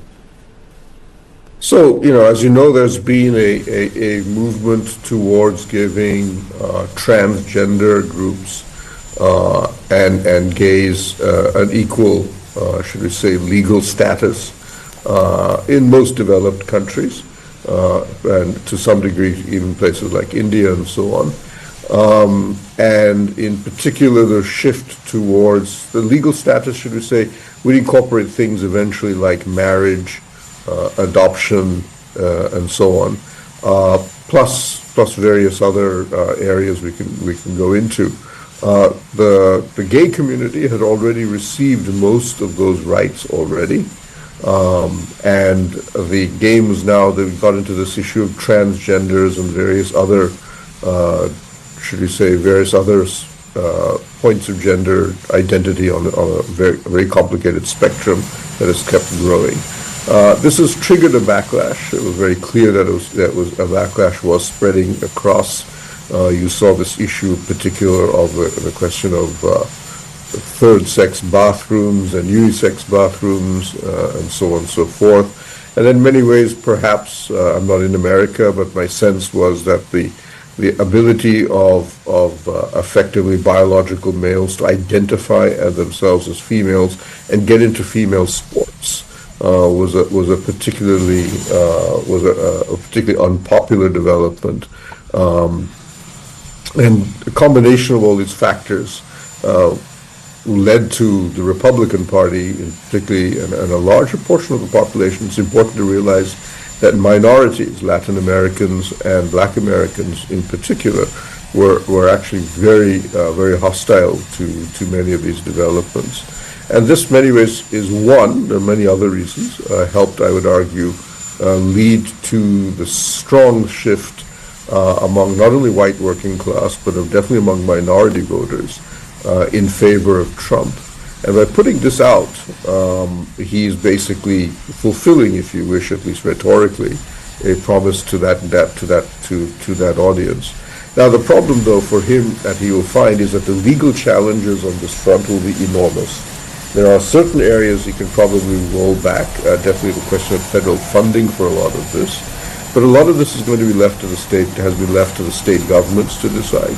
So he will face, with this and many other local issues, a huge set of legal battles. But at least rhetorically, he will have carried out what he had promised to do. Of course, I do want to bring in Jeff here, talk about why the January 6th pardons were missing from that inaugural speech. But Sandeep, help the viewers understand the significance of this copter, the entire chopper. I don't even know if I'm, saying it right. It's the Marine One helicopter that carries the U.S. president. It's an iconic helicopter. It's flown by the U.S. Marine Corps, which is why it's called Marine One. So you have the Air Force One, which is the official U.S. presidential aircraft. But of course, that's just a call sign. So the president can fly in a Cessna 172 and still have it called Air Force One. But this is Marine One, is the official VVIP transport helicopter of the President of the United States. It's a larger version of the Sea King helicopter that you may have seen in Indian Naval Service, which is made by the Sikorsky Helicopter Company in the United States. This is a very plush helicopter. It's of the kind that we wanted to buy many years back, Kabir, if you remember, with the VVIP scandal when we tried to go and get the Augusta-Westland helicopter. So that was something like this. It's packed with electronics. It's there's a see-off also that happened. Yes. Donald Trump sort of like bid farewell to the outgoing president. That's Joe Biden saying bye-bye, and as he takes off. And it's a tradition in the United States when the outgoing president is flown out in Marine One, and Joe Biden seems to have done that. Of course, the last time this happened, Donald Trump was in Marine One. He didn't attend the swearing in of President Biden. He just flew over Capitol Hill in that Marine One helicopter. It's very operatic, in a sense. This whole ceremony that you just saw today, Kabir. We were just talking about it. How it's all spectacle. It's all events. It's all music. It's choreography. It's these big. It's the you have the entire Judeo-Christian origin of the United States in full display over here. You have the pomp and the pageantry and the military rituals and the bands and the music musicians and all of that. It's like the greatest show on earth, Kabir. And if you missed out on the venue, well, of course, the Rotunda came in handy. Yes, that grand, central hall over there Absolutely. as well. I'm also picking up that Israeli Prime Minister Itai, Itai is with us. Take a look at this, Itai. Israeli Prime Minister Benjamin Netanyahu, he's congratulated Donald Trump on his second inauguration. He says, your first term as president was filled with groundbreaking moments. And of course, he went on to say, listing some key steps that Trump took during his first presidency, including the signing of the Abraham Accords, which normalized diplomatic relations between Israel and the United Arab Emirates and Bahrain. What do you think Benjamin Netanyahu is now signaling towards? We were earlier talking just a couple of days back. Benjamin Netanyahu was one of the first foreign leaders to make a beeline to Washington, D.C. and meet President-elect back then, Donald Trump.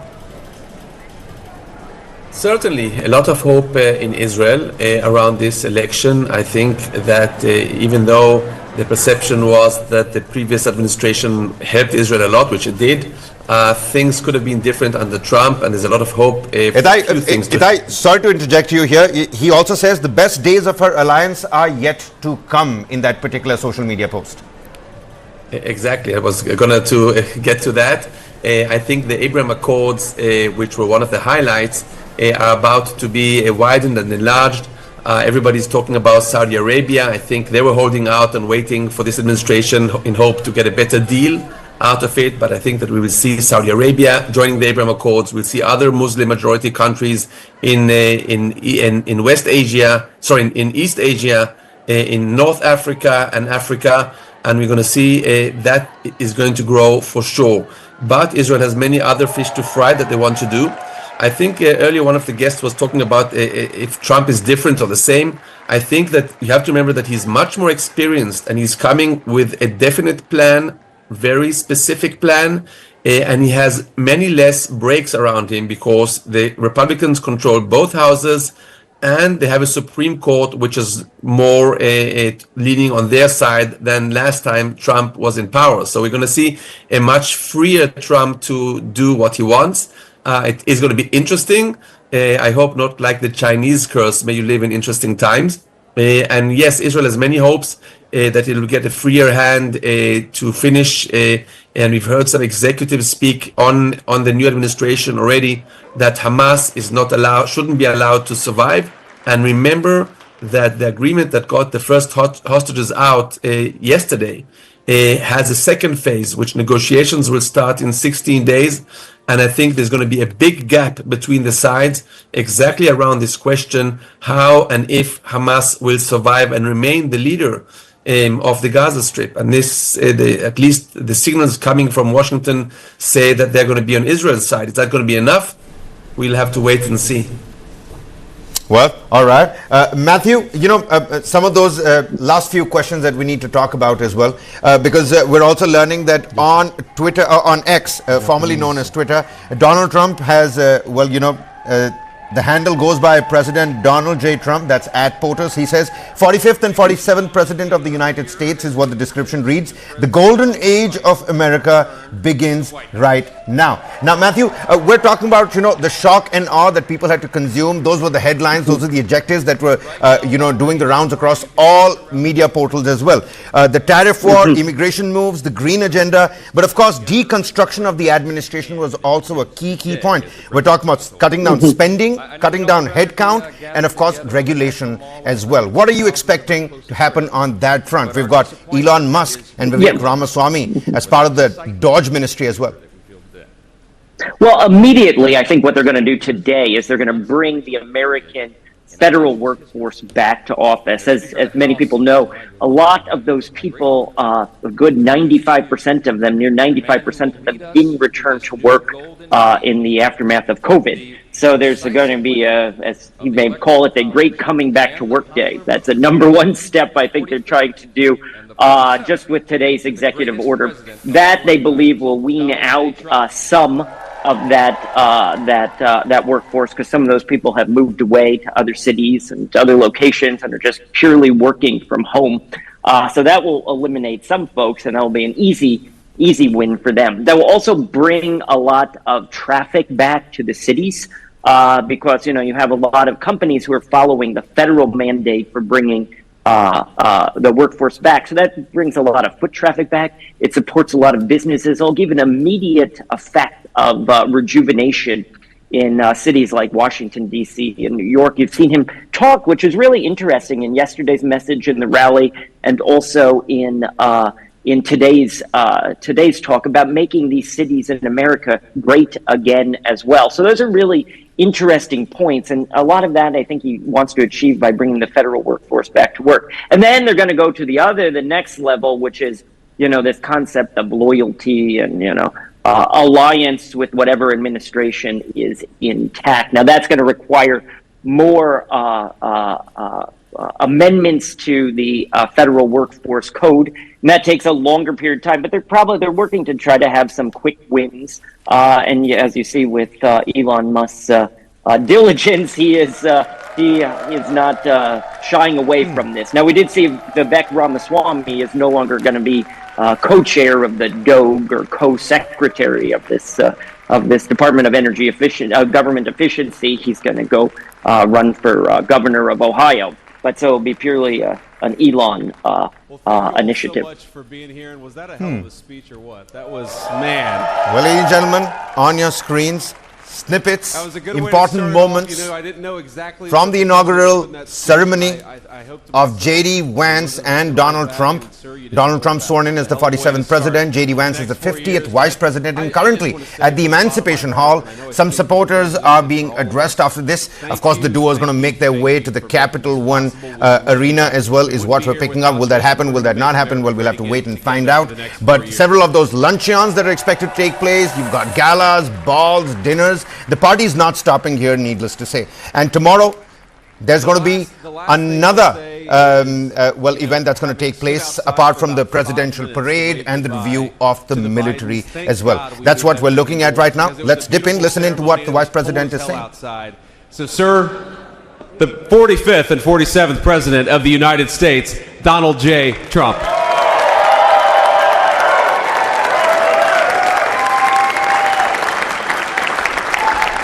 No, he's right. I said, oh, look at this beautiful sunny day.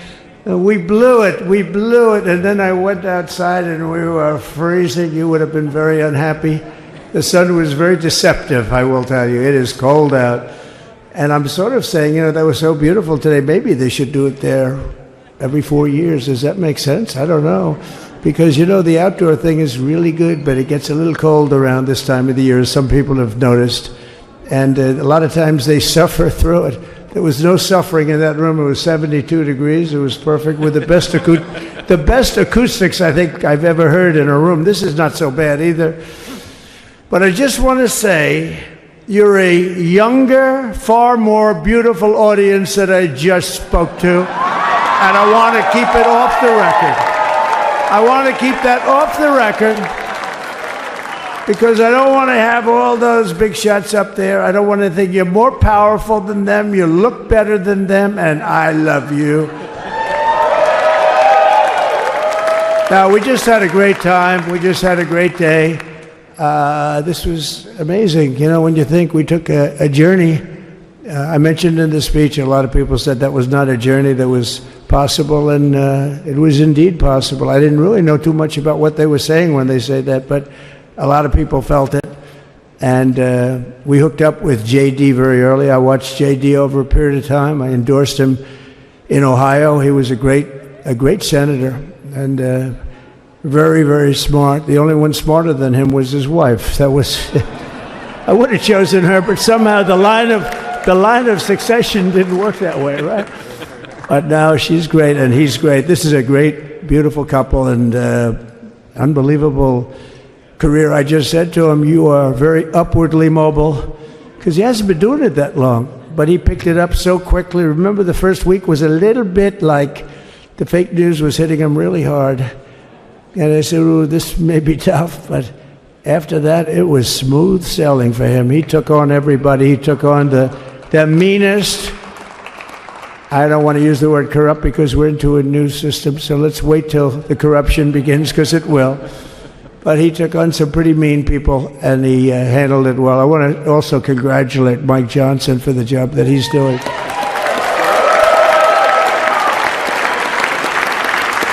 Steve, we gave him a majority of almost nothing, and then I said to make it tougher on him, let me take 2 or 3 of the people, right?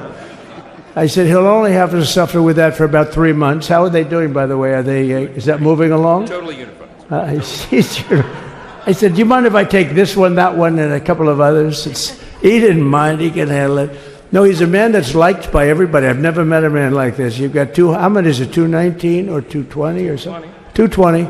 And of the 220, 219 really like him. I noticed he got 1 negative vote once about 2 weeks ago. But I think even 220 like him, if you want to know the truth. And that's very unusual.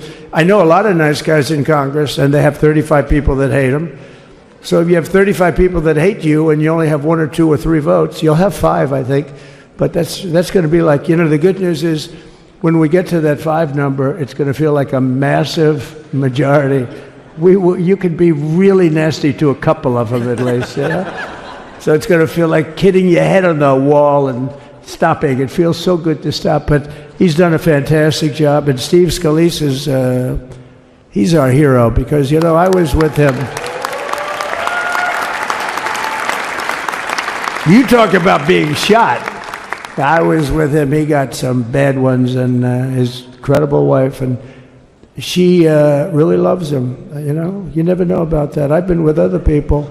They were doing poorly, and the wife is like looking at a watch. She can't get out of the hospital fast enough. How's he doing? Oh, I don't know. He's all right. That woman was a mess. She was crying and crying. No, they're going to take him. They're going to take him. I told Steve when he finally woke up, it was a while too. The doctor told me it was the most blood they've ever transfused in any patient. They've never done anything like it. And here he is, the picture of strength, right? And he's been a great friend of mine, right? With a family, because of a family. And what a job you did. It worked out pretty much better than we even thought, right? And I did have a couple of things, to say that were extremely controversial. And between J.D. and Melania and anybody else that heard, please, sir, it's such a beautiful unifying speech. Please, sir, don't say these things. I said, I'm telling you, it's going to play great. They say, you're right. For this group of people, it's going to play great. You're the only ones I hurt by not, but we had some beauties, didn't we, Melania? She said, sir, calls me sir when she's angry. No, I'm only kidding. I better say I'm only kidding, or the press is going to pick that one up loud and clear. No, but she said, no, I think it would be terrible. It's such a nice speech. I think it's, it all depends on your delivery. How was the delivery? Was it good? But she said it's such a beautiful speech. You can't put things in there that you were going to put in. And I was going to talk about the J6 hostages, but you'll be happy because, it's action, not words that count. And you're going to see a lot of action on the J6 hostages. See a lot of action. And I was going to talk about the things that Joe did today with the pardons of people that were very, very guilty of very bad crimes, like the Unselect Committee of Political Thugs, where they literally, what they did is they destroyed and deleted all of the information, all of the hearings, practically not a thing left. They deleted all the information on Nancy Pelosi having turned down the offer of 10,000 soldiers. You wouldn't have needed 10,000, you could have had 500, and it would have stopped. because we may have had a million people that day, the people that were there. You don't see any photographs, but we have a lot of great photos. But you don't see those photographs. They don't put them in. They show the people at the Capitol. But I was talking about that. I was going to talk about that. They said, please don't bring that up right now. You can bring it up tomorrow. I said, how about now in front of the I'll bring it up right now. You know, this little time delay is good because we're getting great reviews on the speech. Now watch. They'll take the speech and say, I didn't like it because he left there and he's talked to people. But we're giving you a little more information than we gave upstairs. But no, they pardoned a lot of people. They pardoned, before we even get to today, they pardoned, 33 murderers, absolute murderers, the worst murderers. You know, when you get the death sentence in the United States, you have to be bad because they don't give it much.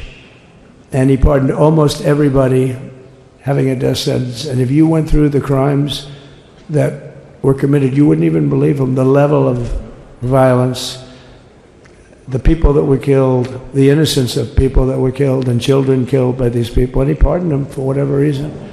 He spared them, but they didn't spare the people that they killed. And, you know, who knows what happens in the future. It's one of the worst because a lot of times they let them out early after that. You know, they say you're going to be in for life, but then all of a sudden they get let out for good behavior and then they go on a rampage. You know, it's one of those little things, right?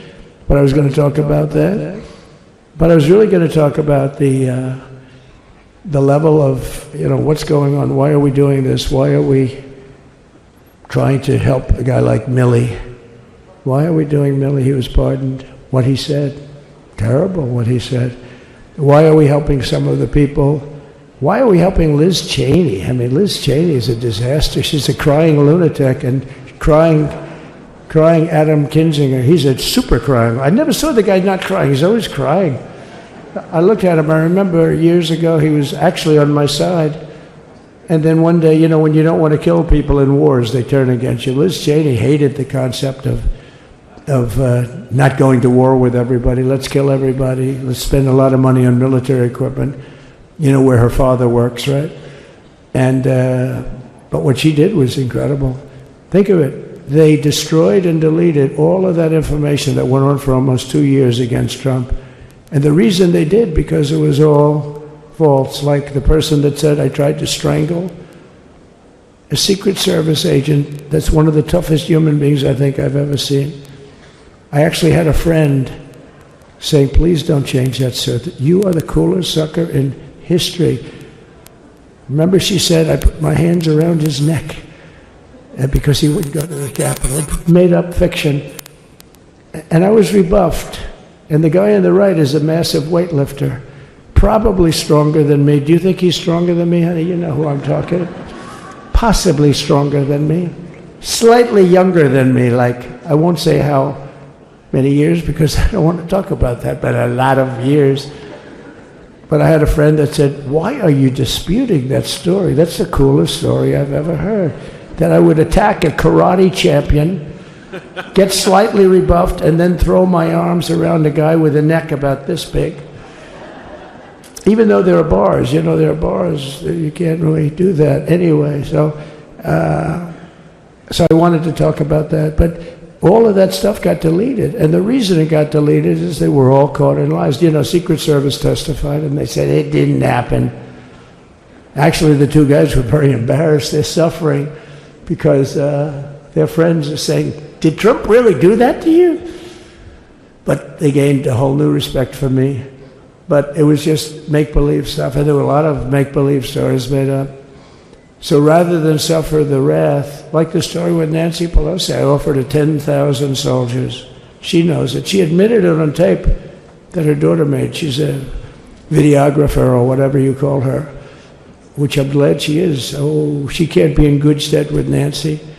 But Nancy said it was my responsibility as she's leaving the Capitol. She said it was, and it was. She's in charge of security at the Capitol. But I offered them up to 10,000 soldiers, even more. One time I said more, as many as you need. But you needed 400 or 500. If 4 or 5, you 10,000, that would be more than the number of people there by lot. But we offered her 10,000. Think of it, 10,000 soldiers. In other words, J6 wouldn't be J6, there would have been no J6. But she rebuffed them. She didn't like it. No, she didn't like it. Maybe she wanted that to happen, but she's guilty as hell. And now we would have to go through the process because they destroyed all evidence. They deleted everything. There's virtually nothing left. The other fake story and so many other fake stories. And many people came out on our side, and those people now would got to find them. There's nothing left. So that's a criminal offense. If that were a civil case, it would be a criminal offense. If that happened civilly where you did that, it would be a criminal offense. So I decided I'm not going to make this speech complicated. I'm going to make it beautiful. I'm going to make it a unifying speech. And then when they said we have a group of people that are serious Trump fans, I said, this is the time to tell those stories.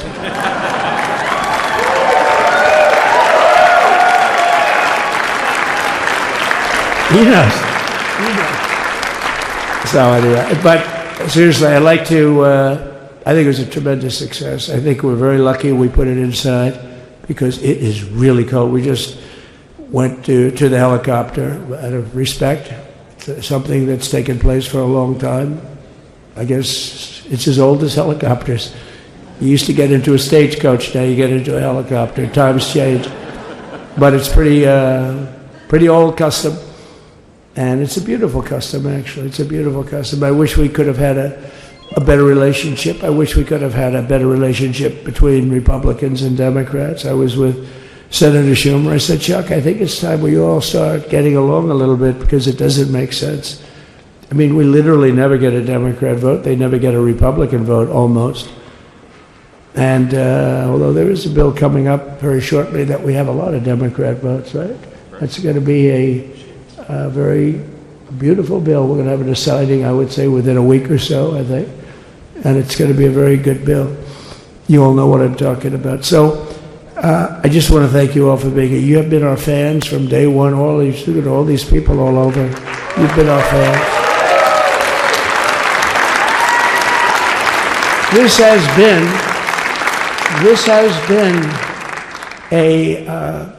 there's never been anything like it.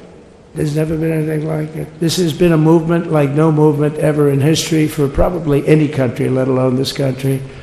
You know, if somebody's running for president, and if they go out and they announce they're going to Arizona, they're going to Nevada, they're going to someplace, if you have 200 or 300 people, that would be standard. Ronald Reagan would go out. I mean, outside of the last couple of days where people get a little excited, but even then you have a couple of thousand people. But if you're going to go someplace, any place, any one of the swing states, any one of the other states, I mean, how about the non-swing states? We won Alabama by 48 points. We won Tennessee by massive numbers. Wyoming, we won by numbers that are, nobody's ever seen numbers like that.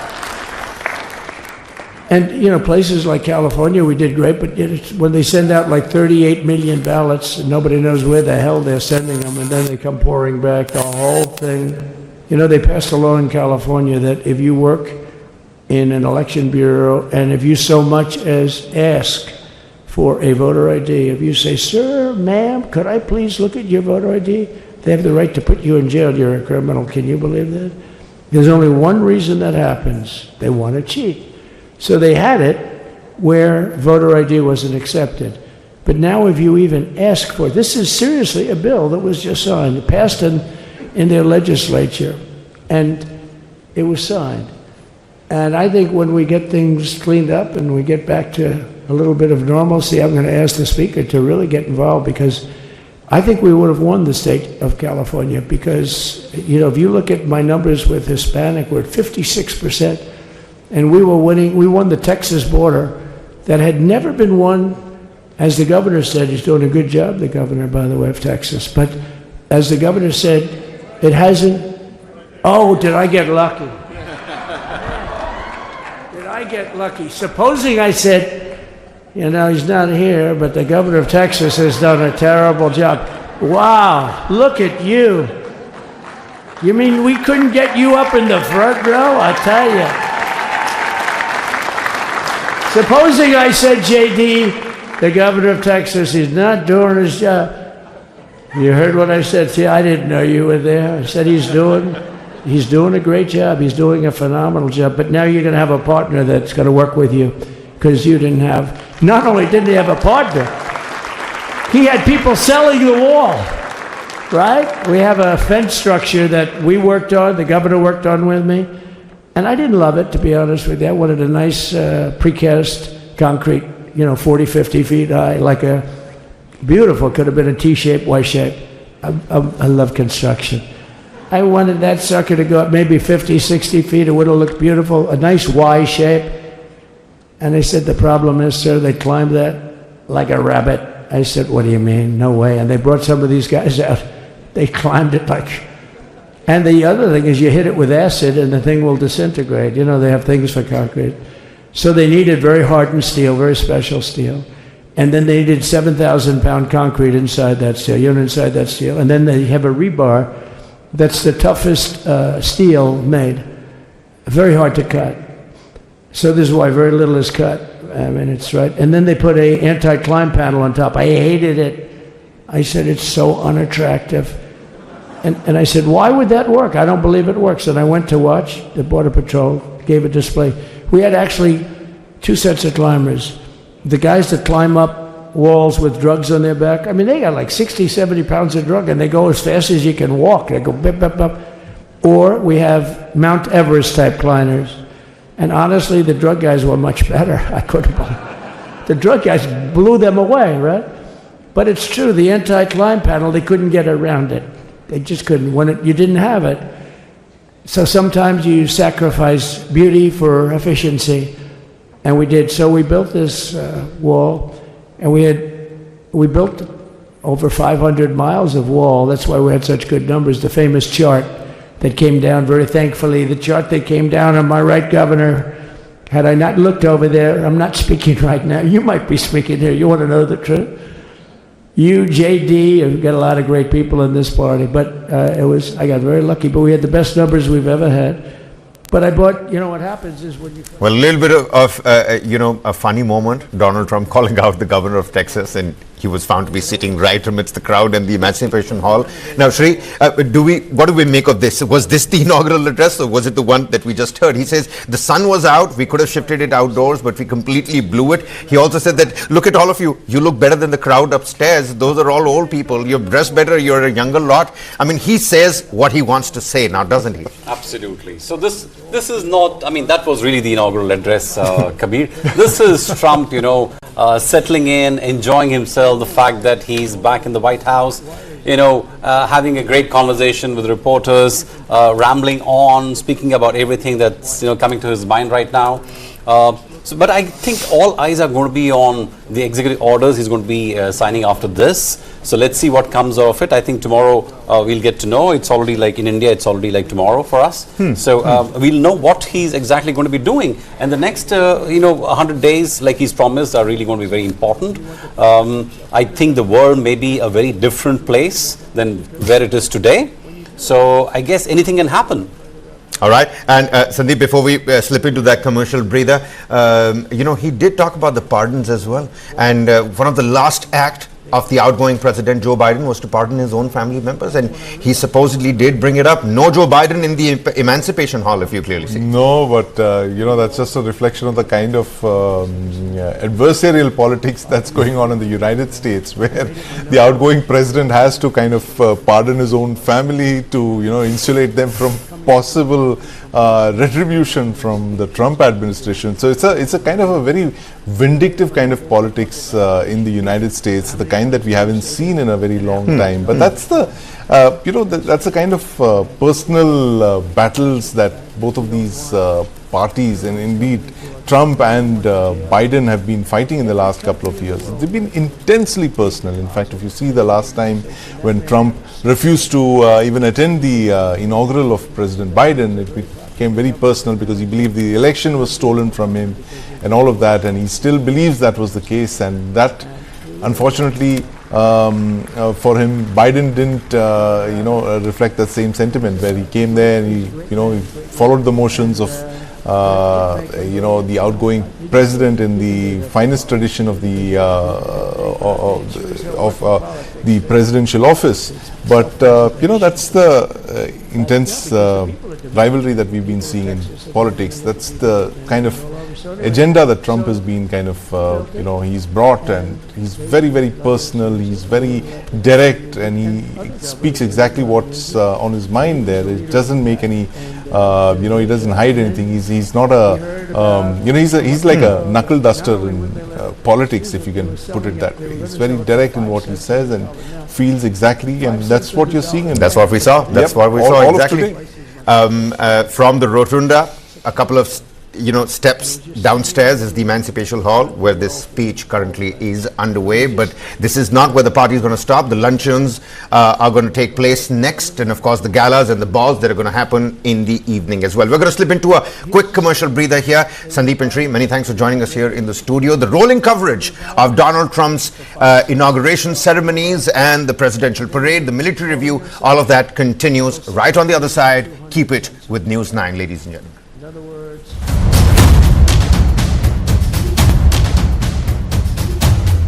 Start with the end in mind. You need to know where you want to reach. Every morning that we wake up, we are exercising our choice. The destiny is decided. The results are known that I'm going to win. Life of a goalkeeper is something which has always intrigued me. When you come into a stadium, this is the highest level of pressure. When I set out to do something, I decide in my mind that failure is not an option. What you feel very strongly about, those are the stories to tell. I have a mind which is absolutely restless. Mind and body are entangled sensations. That brings me back to golf. It's an amazing game. This is not a perfect game. You only learn from them. If you have a formula to a success, then you can replicate it. I feel this is my first step. I'm starting now. Winner is first born in the mind. I think, therefore I am. We are all about our mind.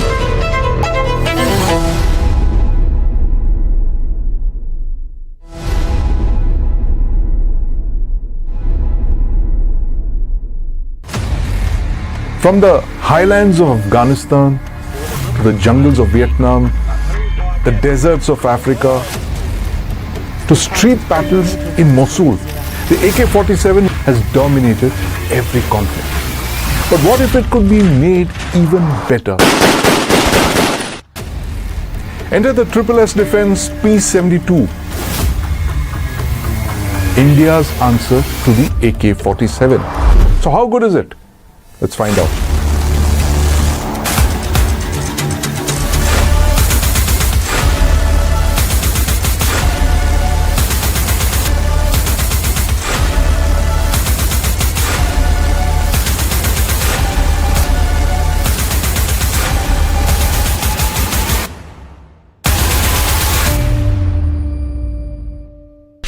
This and more. Streaming on News9 Plus. Subscribe and get free vouchers.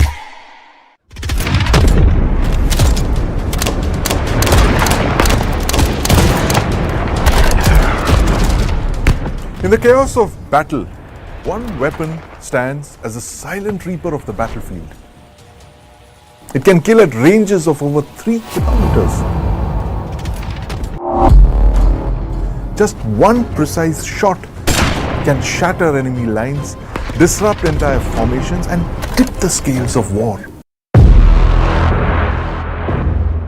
This is a weapon born in Bharat, and it's crafted to take on the best in the world. This is the SSS Defense Sabre, and you're watching Guns of India.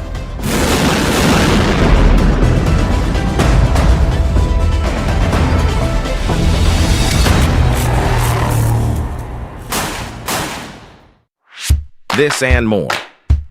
Streaming on News9 Plus. Subscribe and get free vouchers.